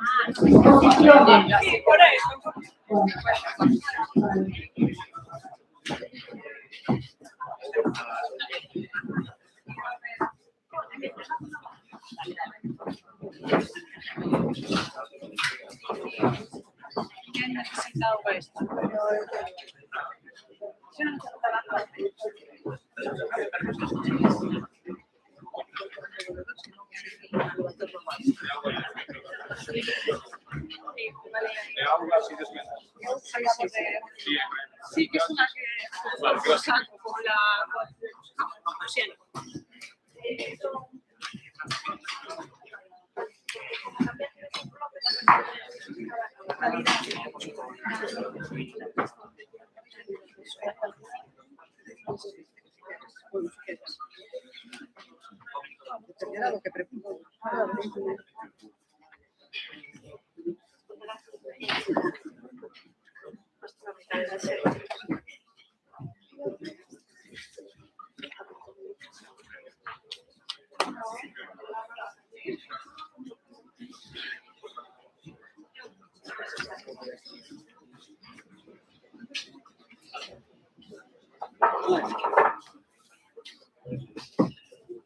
Hola, moitas grazas ás persoas que quedastes aquí connosco, que sei que hai algunhas que marcharon, sabéis un pouco de tarde, pero grazas por permanecer connosco porque agora, despois deste descanso, imos proceder con dous bloques moi interesantes sobre calidade, primeiro, sobre nivel de mobilidade, o segundo. Perdón, non sei onde está Maite. Perdón. Maite, falta unha candidata.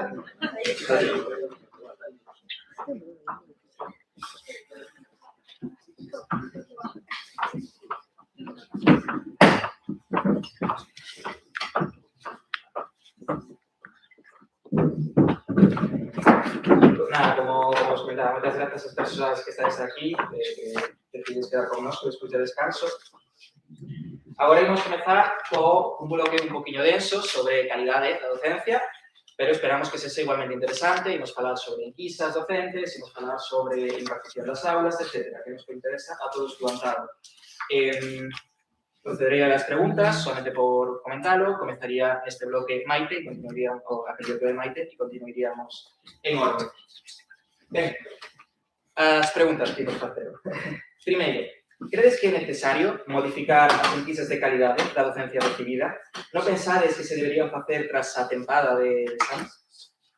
Segundo, con respecto ao profesorado, hai algúns casos nos que se percibe unha falta de interese na docencia impartida e, polo tanto, da súa calidade. E, a pesar das queixas, esas situacións ás veces non se solucionan. Como se deben tratar estes conflictos para obter unha mellora na docencia? E, en terceiro e último lugar, pensades que malos resultados nas enquisas de satisfacción docente deberían ter consecuencias para o profesorado implicado? E se así, que consecuencias?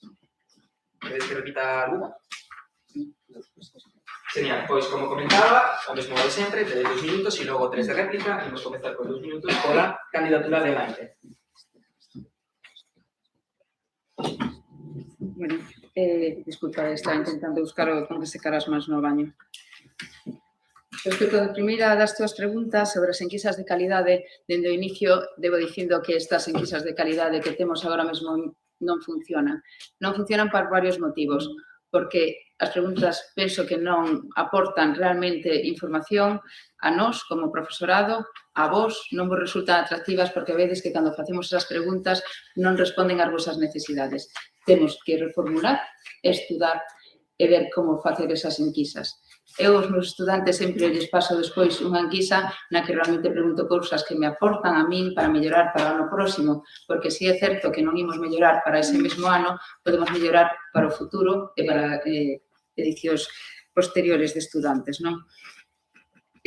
Por que non se aposta por modificalas? Pois a verdade que penso que seguramente non se plantexou.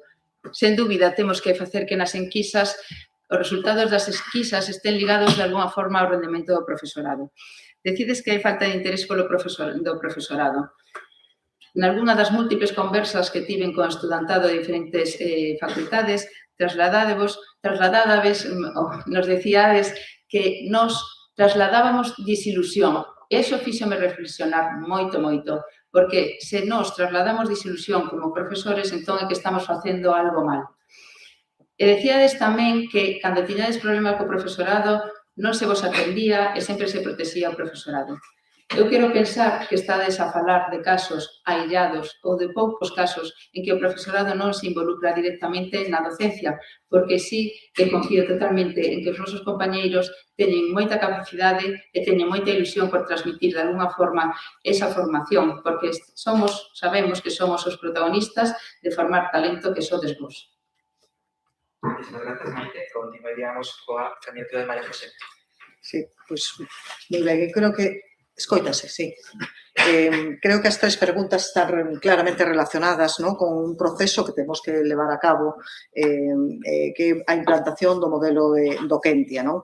E iso implicará revisar o modelo actual que temos de enquisas de satisfacción do estudantado ca calidade da docencia recibida para melloralo, obviamente.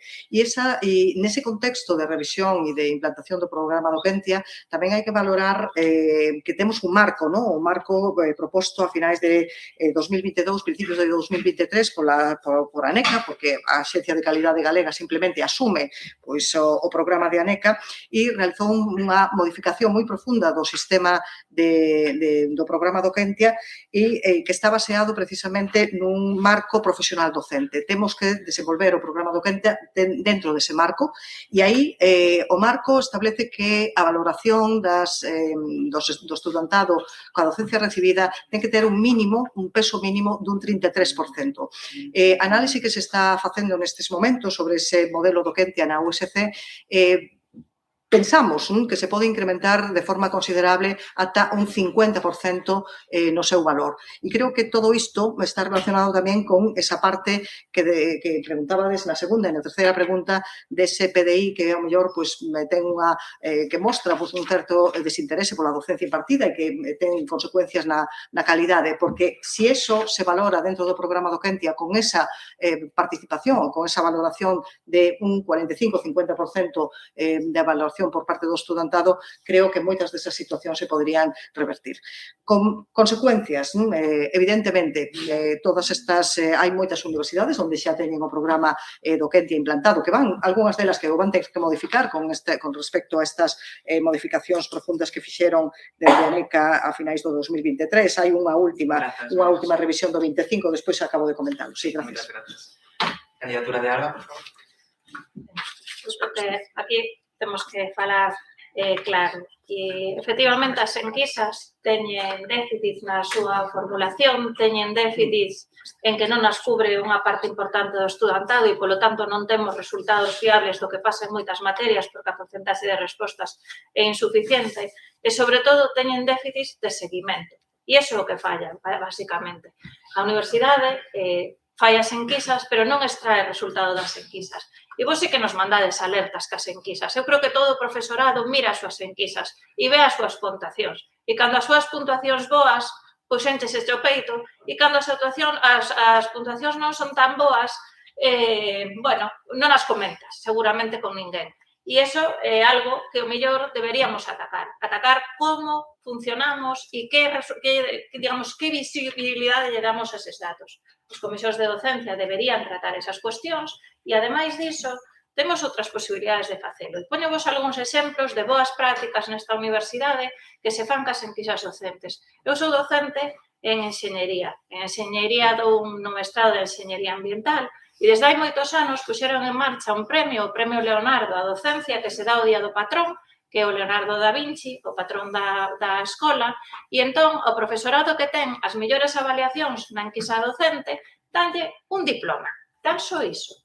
Pero aseguro-vos que as veces que modero, con unhas cantas, para min foi un orgullo que o día da escola salir ali e que cho den xunto a outros docentes dos outros mestrados, dos outros grados. Esa simple práctica fai que se visibilice o esforzo docente das persoas. Outra cuestión que se pode facer cando nos estudamos no equipo de Canal, non era sobre esta cuestión, asistencia a clase. Implantamos o sistema do rexistro horario antes de que empezara. E as persoas que faltaban a clase chamábamos ao decanato. Dicíamos, que está pasando? Por que non se asina o parte de asistencia a clase? E iso deixou de suceder. Hai que asumir as responsabilidades. Moitas grazas, sinto moito desculparvos. Procede a candidatura de Rosa. Vale, moitas grazas. Indo así polas preguntas. Necesario modificar as enquisas, o tempo de facelas. Eu creo que todos somos conscientes de que, bueno, pues, que temos que facer enquisas para avaliar a satisfacción do estudantado, pero obviamente podemos facelas de outro xeito. Vos botades conta de cantas enquisas recibides no cuatrimestre? Bueno, é normal que non teñamos unha bota xa de resposta. Creo que temos que tratar de cambiar os procedimentos. Vale? Eu son de estatística, penso que hai vías que están seguindo algunhas outras universidades a través de mostraxes dirixidas, de maneira que descargue, vale? Os descargue de ter tanta enquisa durante os cuadrimestres. E ollo que é certo que en algunhas hai unha baixa taxa de resposta, en moitas das enquisas, pero hai tamén materias nas que sería moi difícil ter taxas altas, bueno, por o número de estudantado que teñen, e aí hai outros mecanismos de recoller a satisfacción do estudantado. Hai universidades que están traballando con grupos locais, vale? É máis custoso, pero se realmente temos un interese e o temos en recoller a vosa opinión, hai mecanismos que se poden implementar.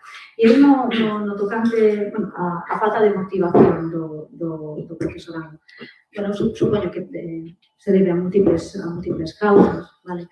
É certo que temos que implantar o programa Docentia, ben, hai unha puntuación e unha acreditación da nosa actividade docente, non?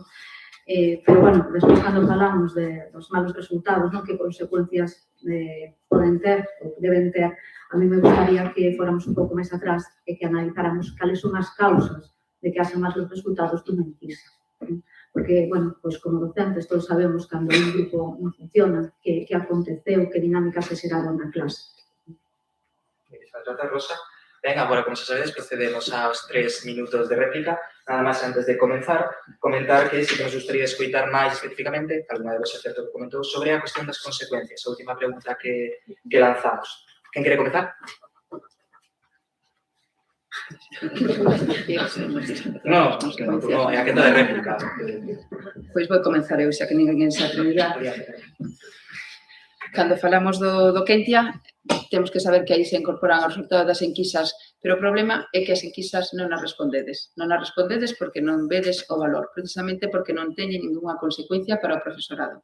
Para nós, se implantamos Docentia, que é un sistema de avaliación para que non saibades que é moi noso, non? Do profesorado, se implantamos Docentia e non temos resposta do estudantado, tampouco vai ter gran consecuencia, porque eu avaliei Docentia para outras comunidades. Entón, volvemos ao inicio. Haberá que reformular e haberá que ver se se analiza de alguna forma e tamén a nós, non? Igual que nos vos avaliamos a vos, se vos nos tedes que avaliar a nós. Eu penso que sí. Grazas. Alguén quere continuar? Sí, eu mesma, sí. Bueno, como decía, quedou na parte final da primeira intervención, hai varias universidades que teñen o programa Docentia, que é de avaliación do profesorado, do desempeño profesional do profesorado coa docencia impartida. Hai varias universidades que o teñen implantado e que tomaron unha serie de medidas, de consecuencias sobre eses resultados. Non é fácil buscar unha única fórmula nese sentido. Hai universidades, por exemplo, onde a avaliación, a obtención de avaliacións positivas en 2 anos anteriores, pois supón, por exemplo, a concesión dun quinquenio de docencia de forma inmediata.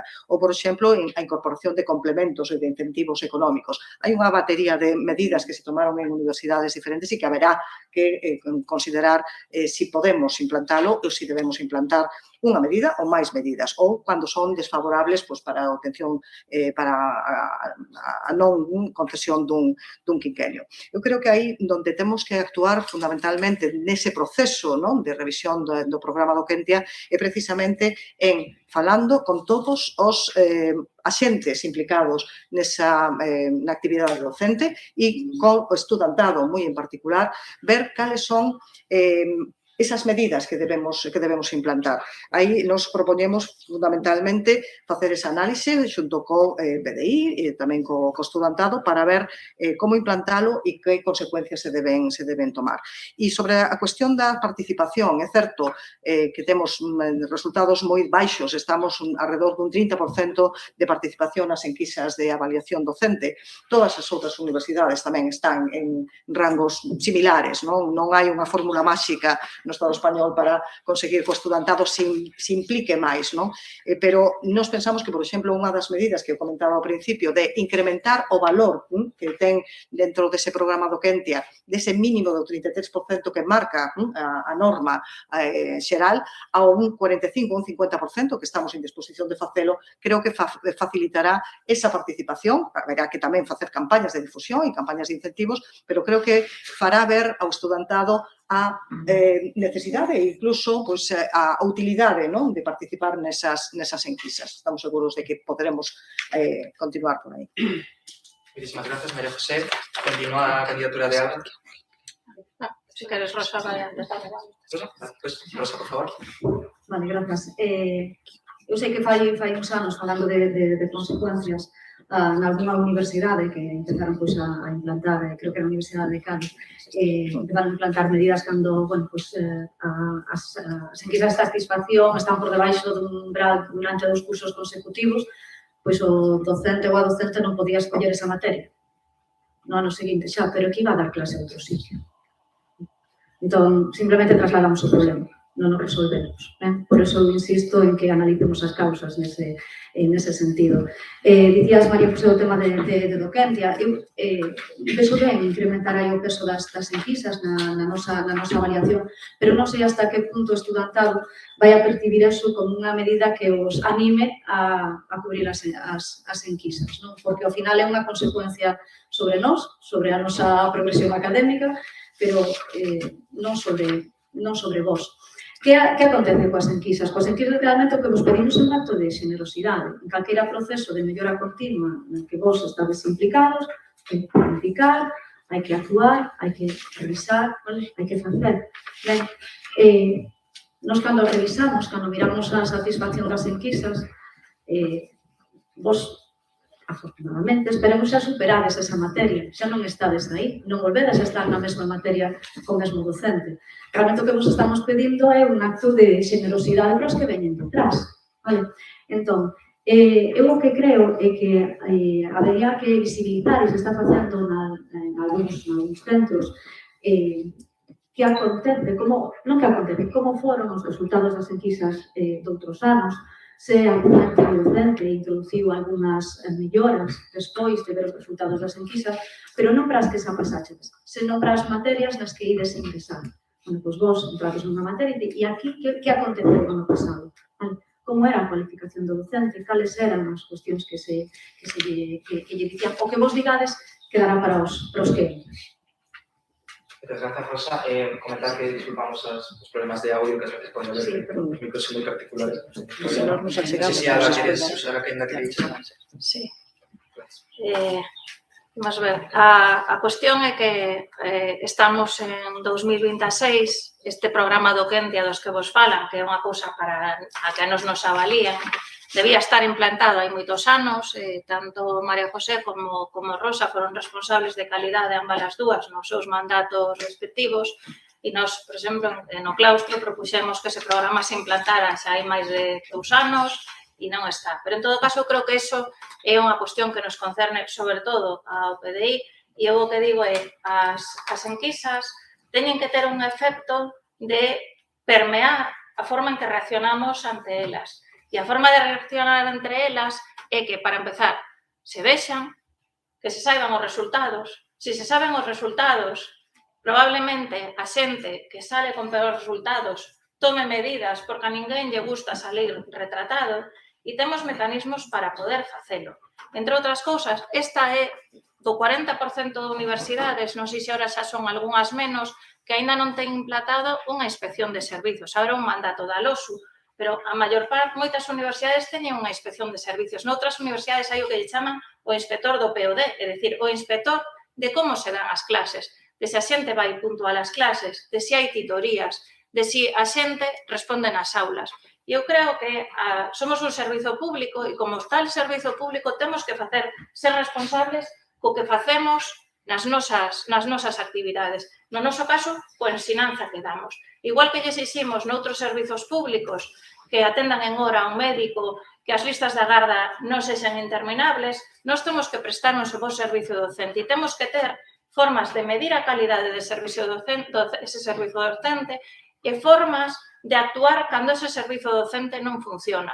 E ás veces as formas, non estou falando de medidas sancionadoras, ás veces son cousas tan simples como poñer a xente enfrente das súas responsabilidades. Chamar a alguén ao decanato, cando ves que uns resultados son malos, é unha responsabilidade que temos para que esa docencia cambie. Simplemente dicirlle que pasou. E ás veces a xente ten un mal ano, efectivamente. Podes ter un mal momento, podes ter un curso que tampouco funciona ben, porque tamén ás veces eso pasa e nos encontramos dinámicas de grupo complicadas, pero tamén pode haber xente que non se está poñendo as pilas co que ten que facer.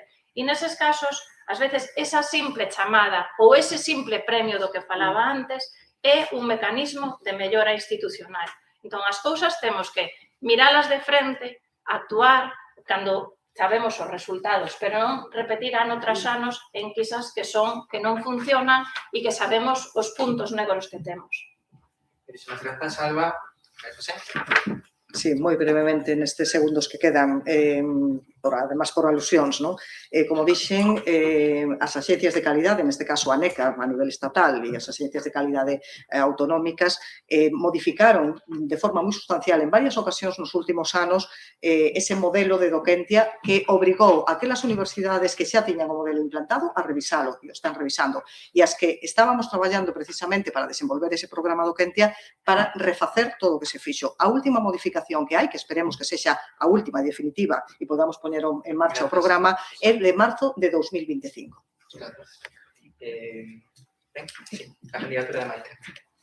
Bueno, entón, para responder directamente á pregunta, non, de que consecuencias poden ter os malos resultados nas enquisas, a verdade é que para vos poucas. É dicir, que vexades non ese impacto, tal e como está a día de hoxe, moi pouco. Falouse de recompensas que temos os profesores cando os resultados son positivos. Nos poden dar un diploma, nos poden dar un quinquenio. Os quinquenios, para os que non os saibades, é un complemento de cartos, non, que cada 5 anos podemos pedir, pero para vos non vai ter repercusión ninguna.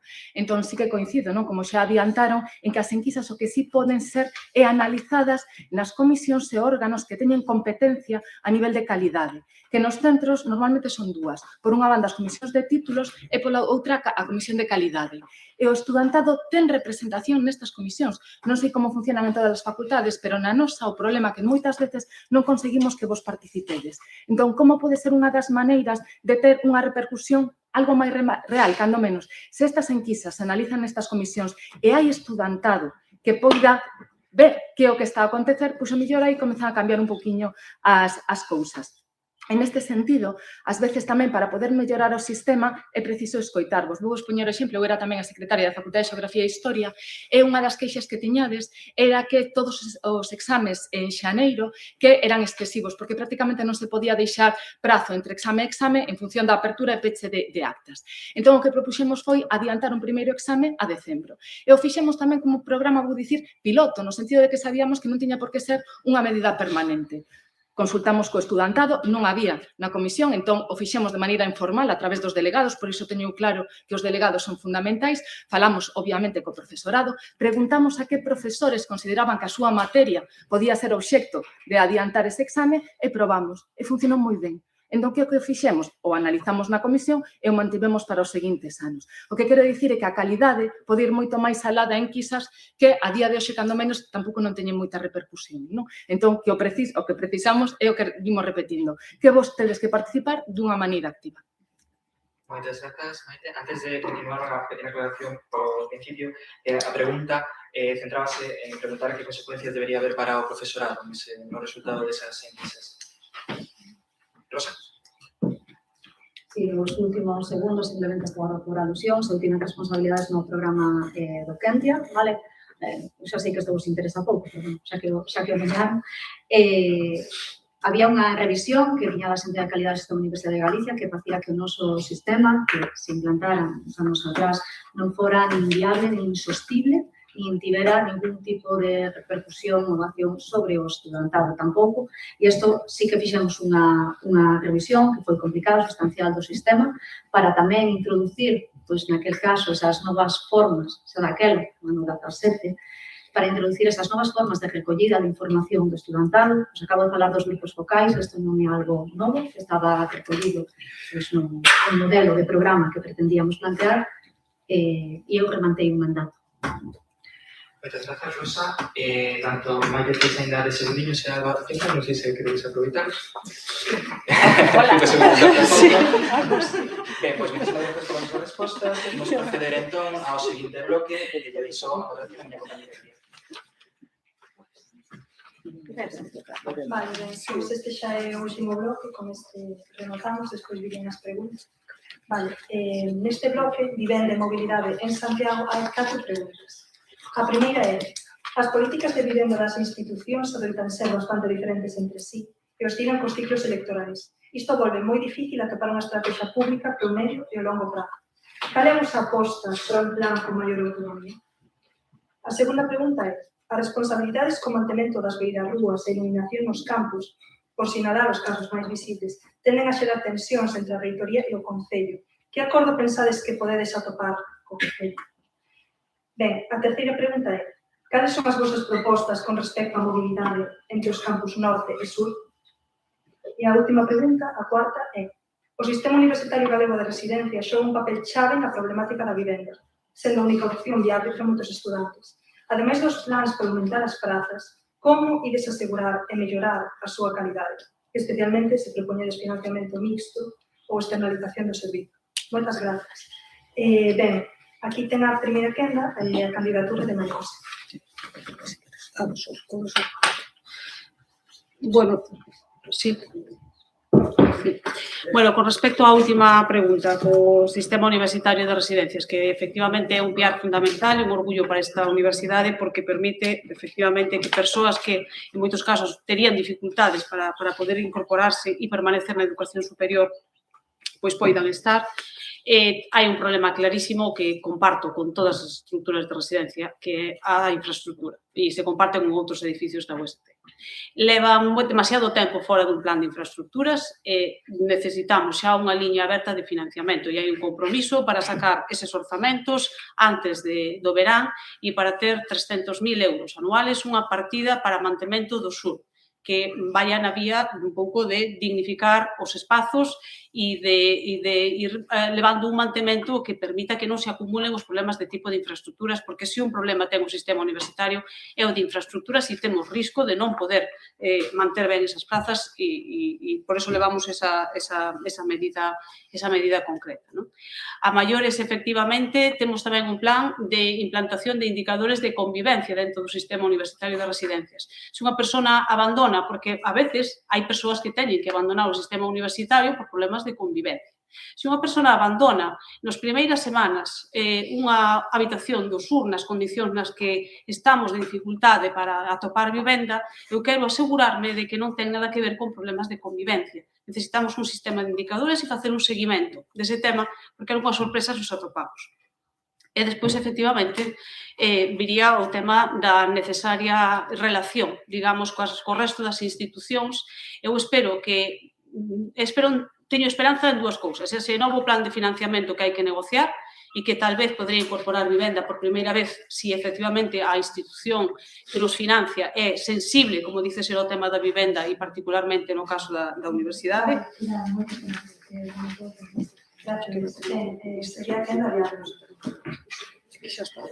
Empezamos por esta cuestión da relación cas outras institucións. Xa comentamos en máis dunha ocasión que estuvo aberto hasta o mes de outubro o Plan Estatal de Vivenda. Nos fixemos unha alegación a ese Plan Estatal de Vivenda precisamente para que incluíran liñas de financiamento para o aloxamento universitario e para que as universidades poideran ser actores, receptores desas liñas de financiamento. Eso no plan, digamos, estatal, que sería o que financiaría despois políticas autonómicas. No caso autonómico, nos pedimos a Xunta que a proposta que ten de abrir unha nova residencia universitaria en Santiago é a medio plazo e que anticipe esas políticas de vivenda de aloxamento universitario abrindo o San Clemente. Faltan cartos para a rehabilitación, nos propuxémolo no claustro xa hai máis de 2 anos e, polo tanto, pedimos a Xunta que, dentro desa política que ten agora, separada do noso plan de financiamento, a Consellería de Educación que vai construir eso fora do plan de financiamento, unha residencia en Santiago e outra en Coruña, que tamén rehabilite o San Clemente.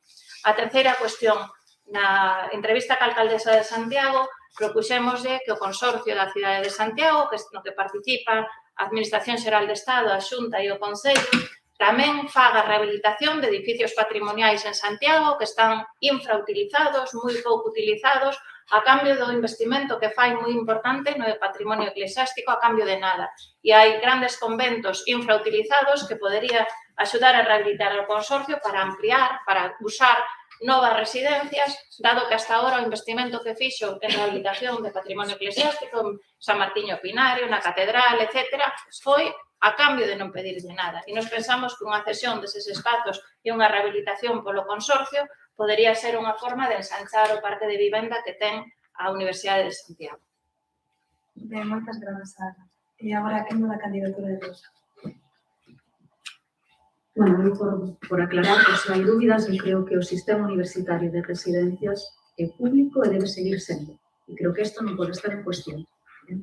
Sabemos que hai unha falta de mantemento importante nas residencias, nos colexios maiores, e sabemos, e todos somos conscientes de que temos o San Clemente fechado neste momento. Eu non vou valorar o tendito a profesora López Couso de que as habitacións eran pequenas, non eran habitables, pero de verdade que eu creo que temos casos similares tamén nos outros colexios maiores, e realmente eu creo que tivemos que reconocer que aquí algo fallou con a institución, non sei se fallou a planificación ou fallaron os cartos, pero creo que no momento no que foi, que levamos anos co colexio pechado, pues, bueno, creo que faltou pensalo un pouco mellor.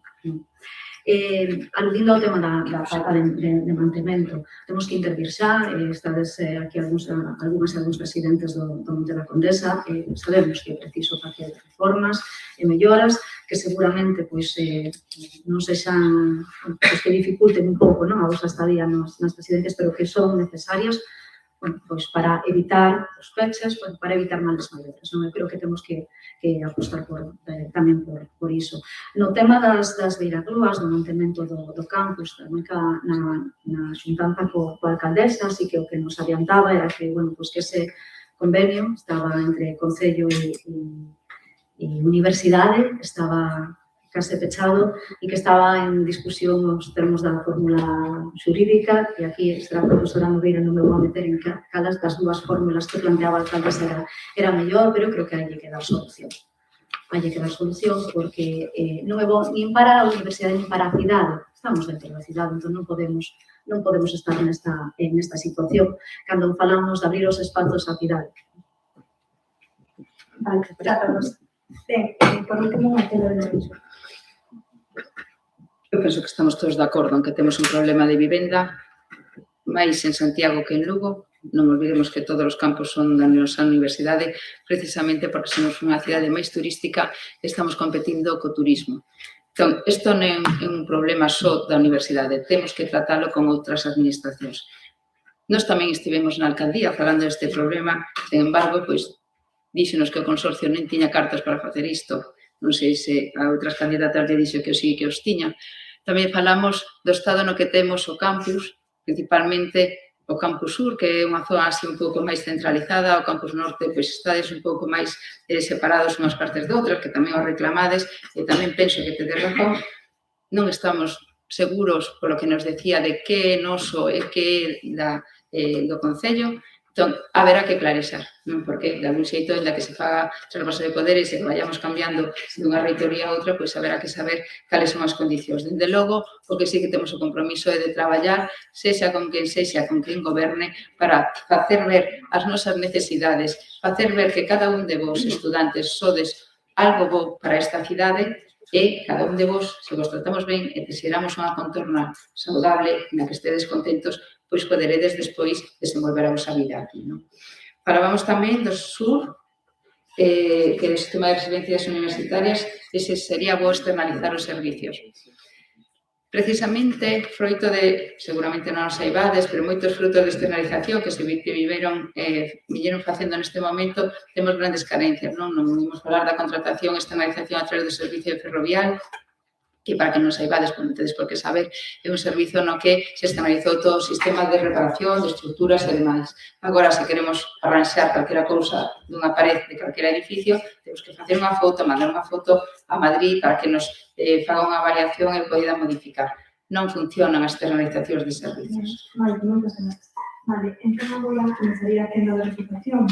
Na nosa moderación pensamos que como tempo que xa pasaron 2 horas está na vosa decisión se usar os 3 minutos que vos quedan, falar algo menos.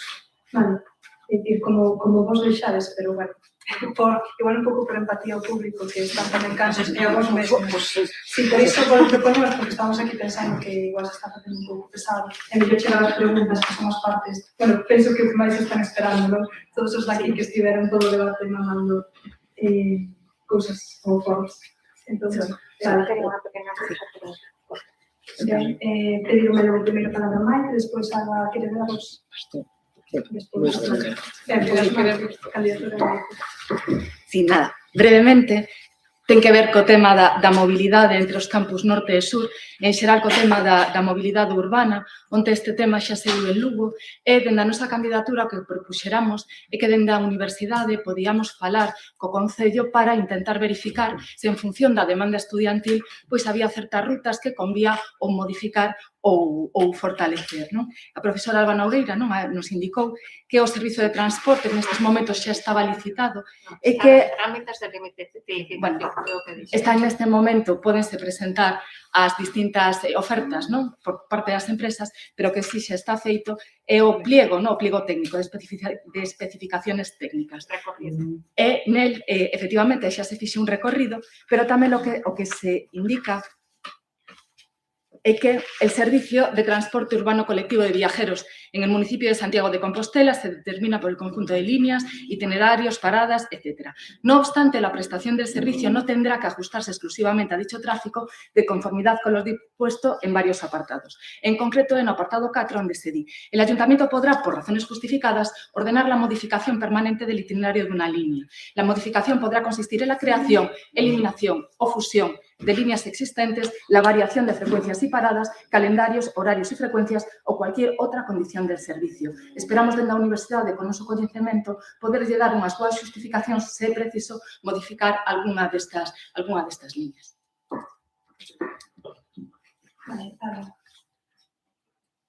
Efectivamente, os contratos públicos ás veces é dificultoso modificalos e ás veces requiren unha compensación económica por esas modificacións. Unha vez que está lanzado o contrato, as liñas son así. Pero, bueno, imos co tema das beirarrúas. Desde hai moitos anos hai un convenio onde o Concello pon coches no campus a cambio de manter os viais. E desde hai moitos anos o Concello cobra pola hora e os viais están sin manter. E ese convenio é o que está en discusión e o Concello di que lle cedamos a propiedade dos viais, a titularidade dos viais e escribila para reparar as fochancas, para non tropezar cas raíces das árbores e para actuar aí. Entón, esa é a discusión. Nos temos unha ferramenta na man que hasta agora non utilizou ninguna das equipas rectorais anteriores que agora que o aparcacoches de Santiago non sexa o campus da Universidade de Santiago e que sexa un espazo de lecer, de paseo, de encontro e de poder ter o que teñen a maior parte dos campus cando vamos por aí fora, que son espazos de encontro e non parkings. Entón, o que ten na man a Universidade de Santiago no caso de que non atope resposta por ese lado e é unha cousa que non é... E despois, os meus estudantes que están aí saben que, de feito, isto xurídicamente se validou no sentido de que había unha discusión de quen era, pero de vez en cando caen árbores en riba dos coches. E a xente vai aos pleitos. E resulta que os xulgados nos dixeron que os viais son nosos e que ten que mantelos o Concello porque había ese convenio e que ten que pagar o Concello a reparación dos coches. Entón, o convenio obriga. Moitas grazas, Sandra. Creo que me pedía antes... Iso para responder unha cousiña. Moi brevemente, o contrato que se sacou é por 13 anos. Entón, ten sentido que en 13 anos se poida, non sin contraprestación económica, poder suxerir algunha modificación. Hai que ser usuario do servicio público de buses para saber o difícil que varíe unha frecuencia ou un itinerario dunha liña. E eu collo moitos buses urbanos ao cabo do ano. María José. Bueno, eu simplemente por aclarar, por si queda alguna dúbida, non? O noso sistema universitario de residencias é un sistema universitario de residencias público e así debe seguir sendo. Evidentemente, como decíamos, dentro dese plan de infraestructuras que mencionei anteriormente, vai haber, e xa o comentou tamén Pilar, esa aportación económica dunha inyección importante económica para o mantemento e preparación dese sistema universitario de residencia. Sobre o San Clemente, falouse anteriormente, xa falamos, levamos falado moito do San Clemente, dende o primeiro debate que tivemos hai máis de casi 2 meses, ou máis de 2 meses xa, non? Efectivamente, nos intentaremos buscar os fondos que nos permitan reabrir o San Clemente. Evidentemente, non contamos nestes momentos, a universidade non ten máis de 5 millóns de euros que permitirían rematar as obras do San Clemente para poder reabrir esa residencia. De todos os xeitos, tampouco vai solucionar o problema habitacional, a crise habitacional de Santiago de Compostela e do estudantado da universidade, porque estamos falando de alrededor de 40, 50 habitacións máis, que serán moi benvidas, evidentemente, que completarán ese ámbito de necesidade, pero necesitamos ter un financiamento, haberá que seguir traballando non só co Concello para que nos permita facer ou atender debidamente as virarrúas e os espazos do campus, sino tamén con outras administracións públicas que son as que teñen ademais as competencias en vivenda, como o Ministerio de Vivenda ou tamén negociación co Ministerio de Universidades. E mencionaba simplemente, se queda un segundo, para mobilidade. Falábamos de mobilidade, da reducción de vehículos a motor no campus, pois tamén esa negociación cas institucións e cas empresas, para as empresas de transporte para facilitar o desplazamento do campus norte e o campus sur que mencionabades na vosa pregunta inicial, pero ademais de todas esas negociacións que se poden levar a cabo cas institucións e cas empresas, pois temos tamén que seguir avanzando e seguir apostando polo programa de préstamo de bicicletas que se implantou no campus de Santiago, ampliálo tamén ao campus de Lugo e nese ámbito de negociación co Concello, pois tamén intentar poñer un punto, instalar un punto de préstamo de bicicletas na estación intermodal, o que permitiría unha maior flexibilidade, unha maior comodidade na mobilidade do estudantado e do persoal da universidade entre a estación intermodal, o campus norte e o campus sur. Bueno, quero aclarar que, claro, eu dixemos que pudiedes falar menos, pero queda a vosa consideración, porque vos en estes minutos tédelos, Somos aquí. Son nosos. Palabra de Deus, sí.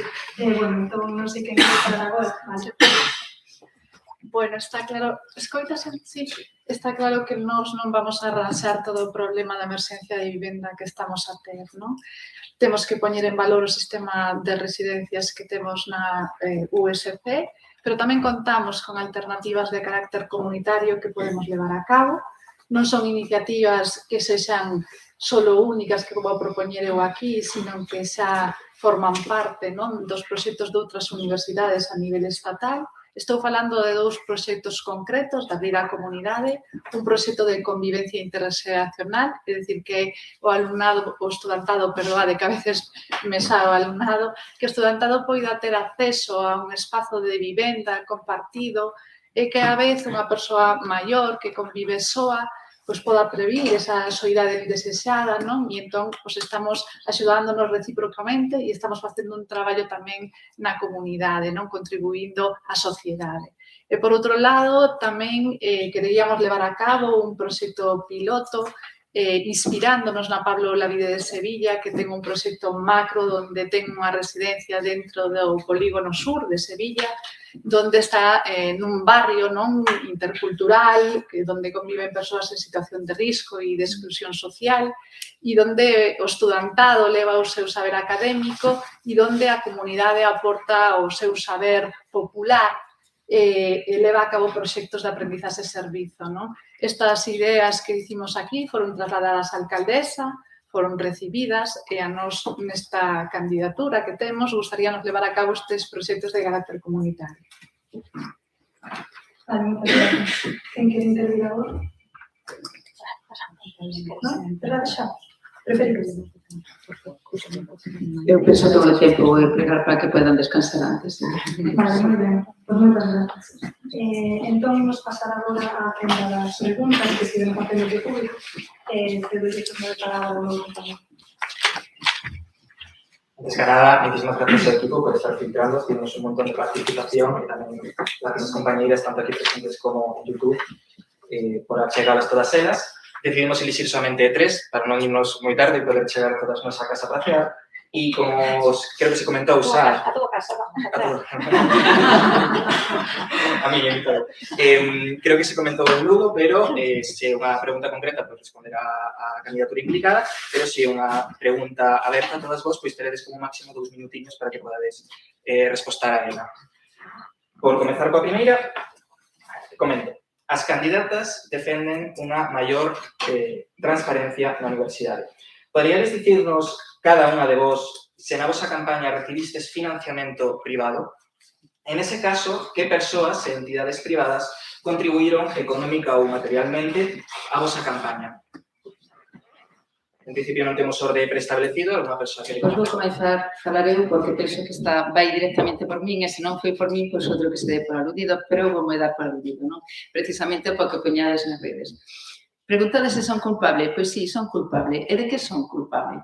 De ter nacido en Santiago, de ter 51 anos e de levar moitos anos aquí, sendo unha boa persoa, unha boa traballadora e ter moitos amigos.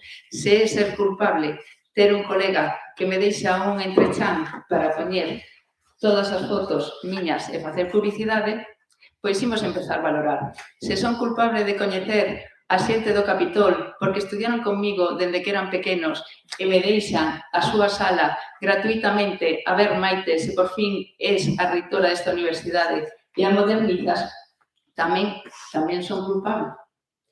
Se son culpable por decidir empregar os meus propios cartos en vez de para planificar as vacacións, porque todos cobramos o noso salario, para invitar a, non veñades con sede, porque vai ser un refresco ou algo básico, poñeo aí clarísimo, unha consumición básica. Se son culpable tamén por decidir que fago cos meus cartos, entón sí son culpable. Vale? Dito isto, os cartos que temos para financiar isto son os que nos deu a universidade. Eu non usei outros, pero sí que teño moita xente que traballa e aposta por mí. Moitas grazas, Maite. Continuamos agora, se queredes, en orde, tal e como estamos postas, pero a comentar que me equivoquei, sería 1 minuto, agora imos perdón. E se me deixas outra cousa, porque por aclarar, penso que teño colegas e amigos que viven no Callexón de Dereito e que están máis que enfadados porque alguén ten empapelado as súas paredes da súa casa con papéis. Se isto é sostenibilidade estamos apelando a sostenibilidade, pois imos ver. Eu non utilicei ningún estudante para pegar iso. Temos un reel onde precisamente un venres, antes de sair tomar algo despois da xornada de traballo, todos nós estábamos a pegar os cartéis na entreplanta do colega que nos los deixou. Creo que nada máis. Gracias. É como comentaba, xa que Maite usou 2 minutos, pois te de 2 minutos, pero para as seguintes haberá un. María José, se queres responder? Vou ser moi breve. A resposta, escoítase. Sí, digo que vou ser moi breve porque a resposta é moi clara e moi contundente. Financiamento privado, non. Nos estamos financiando a nosa campaña a través do financiamento que a Universidade acordou no seu Consello de Goberno repartir entre as 4 candidaturas, un total de 20.000 euros para as 4 candidaturas, tocamos a 5.000 euros cada unha e tamén cos nosos recursos. Non hai ningún tipo de financiamento adicional. María José, Alba?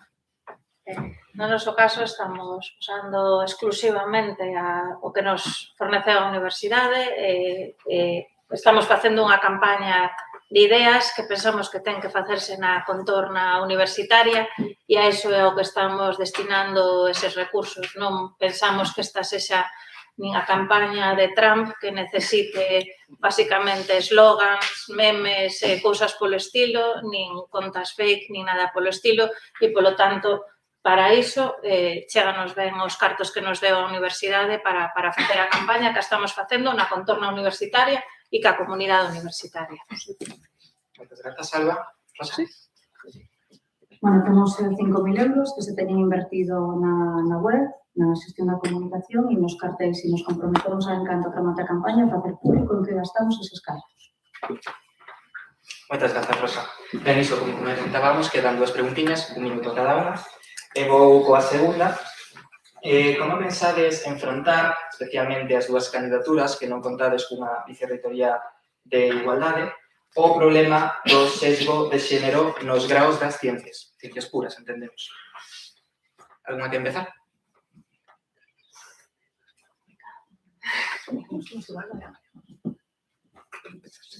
María José? Sí. Ben, non sei se escoita que hai aquí. Sí. Ben.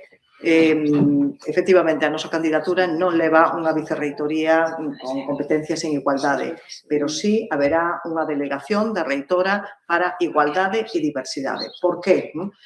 Porque pensamos que non se debe unha materia tan sensible e tan delicada e tan importante no contexto universitario como esa, ten que estar claramente focalizada ou enfocada a través dunha persoa que se dedique en exclusiva a esa temática, dun xeito transversal en toda a universidade e que non quede diluído nunha vicerreitoría que teña outras competencias.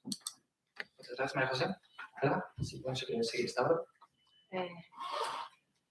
No noso caso, o meu grupo de investigación, hai xente que leva moitos anos dedicándose a eso, de feito, acompáñame no equipo Natalia Paleo, que fixo a tese en políticas de xénero e a primeiro plan de igualdade, responsable da primeira oficina, tamén unha persona que está integrada no meu grupo e que teñen traballado moito no que se chama mainstreaming de xénero. A cuestión das carreiras STEM, eu creo que non empeza na universidade. O problema é que a universidade a xente chega ca súa escolla feita e o que temos é, en todo caso, intentar que esa xente non abandoe. Outro día a filla dunha compañeira comentaba que en enxeñería informática ese curso, na seu curso eran 10 rapazas e 100 e pico homes. Entonces, esa situación é unha situación que temos de partida e o que temos é que intentar, desde logo, que esas 13 ou 10 valentes non abandoen, pero non é algo que podamos corrixir na universidade unha vez que esas escollas están formadas previamente. E hai que actuar antes no ámbito educativo de primaria e de secundaria. Grazas, Alba. Pois penso que eu, porque somos os que tampouco temos vicerreitoría, pero si teremos unha delegacía. En calquera caso, eu sou profesora de física, levamos máis de 10 anos traballando co convenio que temos co Concello, que se chama unha enxeñeira ou científica en cada cole, precisamente para afondar nesto que di a profesora Nogueira, de traballar xa antes de que chegue o momento de ter escollido, que vexan que esa é unha posibilidade. E facemos moitas actividades todos e cada un dos anos, desde que levamos traballando precisamente nisto, ca cidade. Xa levábamos desde o 2002 facendo divulgación precisamente nun proxecto de investigación que teñamos europeo para toda España e todo Portugal, ocupámonos nos de facer esa labor porque é unha preocupación que as mulleres non se incorporen ao noso sector. Decididamente temos que apostar por iso porque levamos moito tempo traballando niso. Gracias, Maite. Rosa? Grazas. Bueno, nos dentro da vicerreitoría de estudantado, da que sería responsable Lorena, temos estudantado igualdade, diversidade e benestar. Nos apostamos por separar a parte de igualdade entre mulleres e homes da parte de diversidade e dentro de diversidade, por unha banda, diversidade LGTBI+, e diversidade cultural. Dentro do que é o ámbito da igualdade, eu creo que as estructuras que propoñemos as candidaturas responden ás distintas estrategias que queremos seguir. Pero seguro que todos estamos de acordo en que é necesario ter un plan. E un plan que esta universidade non ten no ano 2024. Dentro dese plan hai que atender accións específicas, por suposto, no ámbito STEM, eu son do ámbito de matemáticas, como sabedes, esa diagnose de que comentaba a profesora Nogueira, que é moi acertada, que hai que comezar moito antes do bacharelato, no ámbito das matemáticas se ten observado que comeza xa na primaria. E isto ven de como se ensinan as ciencias neses estadios. Non sei se María José quere que colle os Sí, podemos engadir. Sí. dato máis. Sí, estamos de acordo co diagnóstico de que hai que traballar nas etapas anteriores. E a candidatura leva a creación dunha unidade de cultura científica, tamén se engade co de antes que falábamos da divulgación científica, para recoller aí moitas das accións, como algunha das que se falou antes, e darlle unha maior visibilidade e un maior contacto precisamente cos centros de ensino medio, a través do Vicerreitoría de Compromiso Social. Grazas. Ben, grazas por as respostas. Pasamos agora á última pregunta que temos do noso público. Que sería, como pensades enfrontar a necesidade de adaptación dos centros e da formación dos docentes para atender as persoas con discapacidade, tendo en conta tamén as discapacidades invisíveis, como poden ser os problemas de educación, TEA, TDAH? Lembro que tedes un minuto, non sei se hai alguna que recomendar. Aí hai varias cuestións. Unha é a parte das infraestructuras, de feito hai centros como matemáticas, como outros centros, que son centros complicados de transitar polos numerosos andares que teñen, incluso hai algúns centros onde é inaccesible a zona de despachos dos profesores ao estudantado mellor que teña discapacidades físicas. E iso é un tema que temos que abordar con unha certa urxencia. Con respecto a outro tipo de diversidades, o certo é que falta, eu creo que tanto unha formación como unha maior información aos docentes sobre as problemáticas que temos nas aulas, porque as mensaxes que recibimos ás veces son mensaxes demasiado escuetas que nos din hai un problema e vostede ten que facer unha atención especializada ou ten que darlle máis tempo no examen, pero non sabemos exactamente que pasa. Se lles recomendo aos estudantes poñerse en contactos connosco, moitas veces esas entrevistas non se producen, entón é difícil ás veces actuar en consecuencia porque ni siquiera tes a información do que está pasando e iso hai que reforzarlo. Quen quere continuar? Rosa. Nos queremos acometer paulatinamente a eliminación de barreiras arquitectónicas e tamén que a linguaxe sexa accesible e que as comunicacións tamén, os en química me decían que non coñecían o servicio de SEPIU, que se tiveron que enterar por outras persoas compañeiras, non? Entón, temos un problema de comunicación que temos que arranxar. Por outro lado, o SEPIU é un servizo que hai que dotalo de persoal e dotar uns orzamentos específicos para a inclusión. Non podemos levar a cabo medidas se non hai recursos humanos e orzamento para poder aplicar. Necesitamos implantar un sistema de seguimento das adaptacións curriculares por parte do alumnado individualizadas e personalizadas. Necesitamos formar ao persoal docente e necesitamos tamén apoiar ao persoal docente para que tome esas medidas. Pero tamén temos que ter en conta a alianza co terceiro sector e hai uns protocolos actualmente aprobados que foron revisados polo terceiro sector que non están aprobados. Moitas grazas, Lorena, xusto tempo. María José, que querías antes? Sí, no tema das barreiras arquitectónicas efectivamente temos moito que avanzar e máis ainda en algúns espazos históricos, digamos. Nese plan de infraestructuras que temos previsto desenvolver, efectivamente vamos a realizar melloras paulatinas ir eliminando barreiras arquitectónicas para o sistema físico. E estamos de acordo, efectivamente, na necesidade de reforzar o SEPIU. No noso caso, sería a través dunha unidade de benestar que dé atención o que enganche transversalmente con varias coa Delegación de Igualdade e Diversidade e tamén coa Vicerreitoría de Compromiso Social, a necesidade de apoio ao profesorado tamén e a necesidade de seguimento. Por iso é moi importante reforzar. Hai que seguir efectivamente as persoas as que facemos un primeiro control e hai que ver se efectivamente está funcionando as adaptacións que se fan. Muchísimas grazas, Pilar. Maite. Pois aquí hai dúas cousas moi diferentes. Unha é a adaptación dos espazos arquitectónicos, que, por suposto, temos que ir mellorando porque non nos temos ben adaptados. Agora non imos anticipando realmente o problema, senón que cando aparece unha persoa que ten unha necesidade, imos tratando de adaptar. Supoño que isto responderá a necesidades orzamentarias. Ainda non son responsable deso, non sei os números para decirvos cantos cartos temos para dedicar a iso. O que sí, dende logo, o que tamén preguntabades sobre TDAH e demais, sabedes que eu comecei a traballar as probas de acceso á universidade en 2018, tiñamos naquel momento 57 persoas que solicitaban necesidades de apoio educativo. O ano pasado tivemos máis de 750. E esas son as portas da universidade, eso se traslada á universidade. Temos que facer, e nós o temos no programa, podedes mirar detalladamente un tratamento especial para a saúde mental, que non somente para paliar, senón tamén para formar e para intentar facer que non cheguemos aos problemas máis graves. Muchísimas gracias, Maite. Acabarían aquí as preguntas que hicimos do público. Antes de continuar, unha disculpa a todos aqueles que achegastes máis preguntas, pero por cuestión de tempo tivemos que seleccionalas. A mí me parece moi importante, eu necesito... non aceptamos as preguntas do público. A obrigación moral de preguntarlle as candidatas se algunha de vos, digo especialmente a vos e a Ana, que falaxe desde integración e de traballo social, se algunha de vos ten plantexado darnos unha resposta aos estudiantes que levamos reivindicando estes anos e que me parece moi importante. Eu si podo... Porque levo aquí 2 horas en representación de... Contesto moi breve. Si, eu penso que procede a pregunta tamén, A todas vos. Tamén procede. Candidatura de Rosa. Según ganas de responder.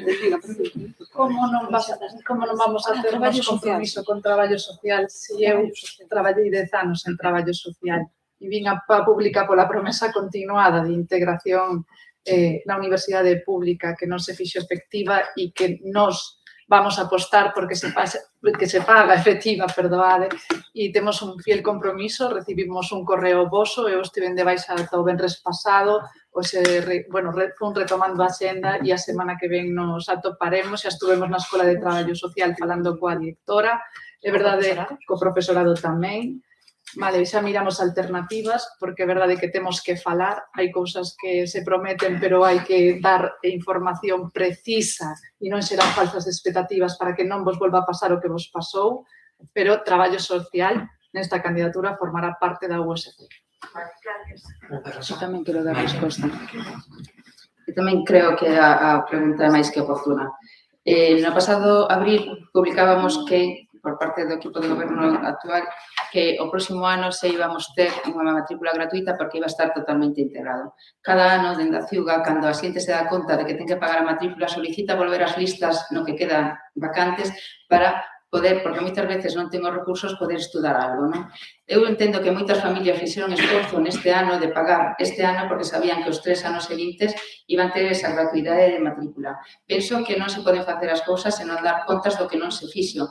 Non se pode prometer cando sabemos que os prazos da ACSU, que é a Axencia de Calidade do Sistema Universitario Galego, son 2 anos cando as faz modificación sustancial de título, como aí no vosso caso, porque hai que cambiar o emplazamento, profesorado, hai que formarlo de novo, é dicir, é un tempo longo. Non podemos prometer que ides ter para o próximo ano matrícula gratuita se os tempos xa non dan. Entón, a mí...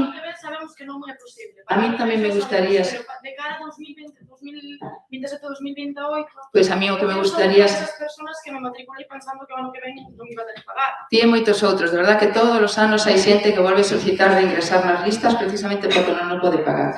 A mí tamén me gustaría saber, non sei se esa persoa que sempre entra a falar polas redes e intento explicarte, me gustaría tamén saber cal é a situación na que agora mesmo está traballo social, porque aínda non recibimos resposta por parte deste equipo, en particular sobre a literatura e problemas de titulacións e como estamos. Vamos a intentar manternos en todo o momento, permitir un poquinho máis para a resposta da compañeira. Grazas. Non quere seguir? Ben, escoítase, sí. Nos hai xa varias semanas que como candidatura, varios membros do equipo desta candidatura nos reunimos co colectivo de matrícula cero. Recibimos unha comunicación por email e tivemos unha xuntanza con eles para explicarlles exactamente como eran os procedementos e como eran os tempos. E quero, ademais, comentar que non é a ACSU a que marca eses, como decía a profesora Flores, que marca eses calendarios. Hai un procedimento moi complicado, extenso, de que cando hai unha modificación substancial que leva moitas veces a un proceso de reverificación dunha titulación, ese proceso dura 2 anos, pero non é un proceso que estea marcado pola ACSU, porque hai uns procedementos internos dentro das facultades implicadas, en primeira instancia, os órganos de goberno da universidade, a comunidade autónoma, o Ministerio, a Xencia de Calidade e volve outra vez a comunidade autónoma e o Ministerio. É dicir, hai un ciclo completo que efectivamente, como decía a profesora Flores, leva 2 anos. Todo isto se lles comentou a estes compañeiros vosos en esa reunión que nos mantivemos. Compromiso para o curso 27-28, si a facultade e a escola levan adiante ese proxecto, todo o compromiso para que esa titulación sexa unha titulación 100% USC.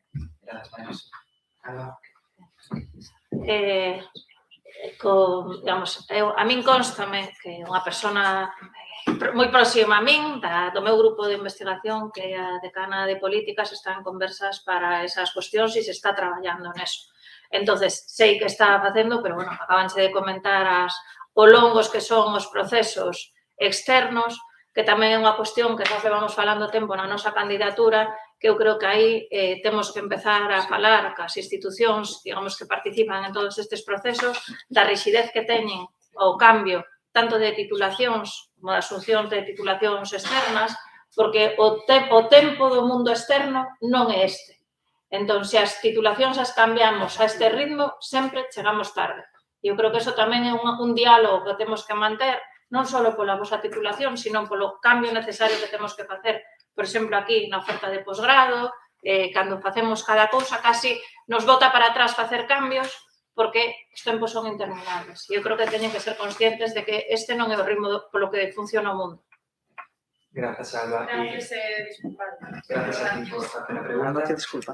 Antes de pasar ao momento de ouro, que xa sería o último momento, queremos achegar unha cuestión do fact-checking que nos quedou aí pendente do último bloque sobre vivenda, que de acordo ao Observatorio de Vivenda, neste ano o alugueiro subiu en media máis en Lugo que en Compostela. E aí paso a podiación a miña compañeira. Vale, moitas grazas, Ana. Ben, bueno, pois agora quedaría o minuto de ouro para cada candidata, que xa sabedes como funciona. Teredes un minutiño para dar un mensaxe final a todos os asistentes. Comenzaría Alba. Boa noite, grazas por resistir hasta o final e agardo que resistades hasta o día das eleccións e non só que resistades, sino que participedes. Sobre todo, porque o queremos transmitir aquí é que tedes unha grande responsabilidade. Isto non é un xogo, é unha cousa importante porque tedes o poder de cambiar o rumbo da Universidade de Santiago. Isto é unha peculiaridade, levo dicindo todo este tempo, deste servizo público de ensino universitario que non tedes oportunidade en ningún outro servizo público excepto aquí. Non votades a quen xestiona os transportes, non votades a quen xestiona os hospitais, pero podedes votar a quen dirixe a universidade. E iso dá vos o poder de decidir que programas vos convencen máis, que universidade queredes defender, se queredes unha universidade pública, unha reitora que fale con firmeza da defensa dos vosos intereses, que protexa o benestar do estudantado, e, polo tanto, o que vos pido é que votedes alegres, e que decidades o que queredes do futuro desta universidade, para vos e para os que veñen detrás. Disculpa. Ben, Rosa, por favor. Bueno, nesta etapa das vosas vidas nas que cada decisión pode abrir un camiño, convén lembrar a nosa Rosalía. Non hai cadeas que prender, poidan o pensamento. E precisamente a universidade é ese lugar, un lugar onde se aprende a pensar sin límites. E en ese pensar sin límites quero volver a reiterar o que dicen onte no campus de Lugo. Sinto necesario volver sobre isto. A USC vai marcar un fito histórico nas nosas vidas, nas vidas do estudantado, na nosa historia en definitiva. Por primeira vez dende a súa creación, unha muller vai a ser reitora. Por iso pido e pedimos que esta campaña sexa un exemplo de feminismo e de sororidade e o que poñemos nos nosos programas de coidado, benestar, xustiza e igualdade se cumpra e sea exemplo desta campaña. E non podo deixar de lembrar a nosa Rosalía de Castro con abrir escolas, dicía ela. A educación é unha ferramenta de xustiza social e vos sodes para nós a transformación. Vale. Ben, ten aquí na mano. Bueno, pois sí. Perdón. Eu quería agradecervos a todos estar aquí, estar tanto tempo, sodes máis que unha mostra de que isto sufrides, tedes un sufrir constante, como vos decides tamén, eu penso que vimos transformar e facer un sentimento común. Quero agradecervos a vosa presenza e tamén apelar un pouco a vosa responsabilidade, facer mover o voto, que vexades que estamos en cada unha das candidaturas e quenes as integramos, que é o que vendemos e que é o que temos detrás. Por favor, buceade un pouco, que vos sabedes moi ben empregar as redes, mirades quenes somos, que prometemos e se iso é posible, non? E xa, deixar un pouco para que tamén podades marchar un pouco antes de tempo, pois rematar convidándoos a festa de peche de campaña que imos facer o día 10 na sala Capitol ás 21:30. De todos modos, por favor, non veñades con sede porque de verdad que a invitación vai ser moi xustiña. Grazas, Maki. Vale, José. Pois moitas gracias. Eu quero empezar este minuto de ouro como empezaba a miña intervención inicial, non? Primeiro con un agradecemento ao Consello do Estudantado e a todos os estudantes que participastes dunha forma ou outra, presencialmente ou a través das redes ou coas vosas preguntas e as vosas achegas a ter este debate, non? E tamén con esa mensaxe clara que eu lanzaba ao principio, esa mensaxe de que o estudantado debe ser o centro e debe estar no centro da USC. E a nosa candidatura precisamente quere poñer o estudantado no centro da USC, apostando por máis participación, apostando por máis servizos, por máis oportunidades e por máis recoñecemento, non? O noso proxecto é un proxecto colectivo, un proxecto realista que está construído dende o diálogo e que recolle unha serie de medidas que son viables porque están pensadas precisamente con ese realismo. Queremos esa universidade moito máis aberta, plural, máis humana, máis conectada tamén cas cidades e nas que o estudantado sexa esa peza fundamental que todos temos que ter un compromiso firme co seu desenvolvemento como persoas e como profesionais. E queremos o vosso apoio para iso. Ben, pois chega o fin este debate. Queremos agradecervos na mesa o axustarvos os tempos e tamén o esforzo por responder ás preguntas que, claro, non sabíades cales eran. É certo que hai algunhas que vos sorprenderon, pero pensamos que iso foi positivo. Bueno, queremos desculparnos tamén na mesa, sobre todo co equipo, por ter que reformular os tempos no último minuto da última refutación do último bloque, pero sí que creemos que, grazas a ter aforrado eses 4 minutiños, ainda que fosen 4, por amabilidade das candidatas, podemos responder á pregunta da compañeira, que ao final os estudantes sí que somos os protagonistas, non? Era moito máis interesante responder ás nosas preguntas dos que estades aquí presentes, ainda que por mor do tempo non podemos formulalas todas. Por iso tamén nos disculpamos, porque é certo que fixestes moitas, eran moi interesantes desde o gallaba as podedes formular ou lles podedes dar resposta. Ben, moitas gracias por estar aquí a todas vos as estudantes, que sois o núcleo e o máis importante deste debate. E, bueno, sí que foi longo, pero agardamos que fose proveitose, que vos aclarase un pouco as ideas e que o día 12 que teña esas cousas claras para facer que os vamos a contar con vostede. Moitas gracias.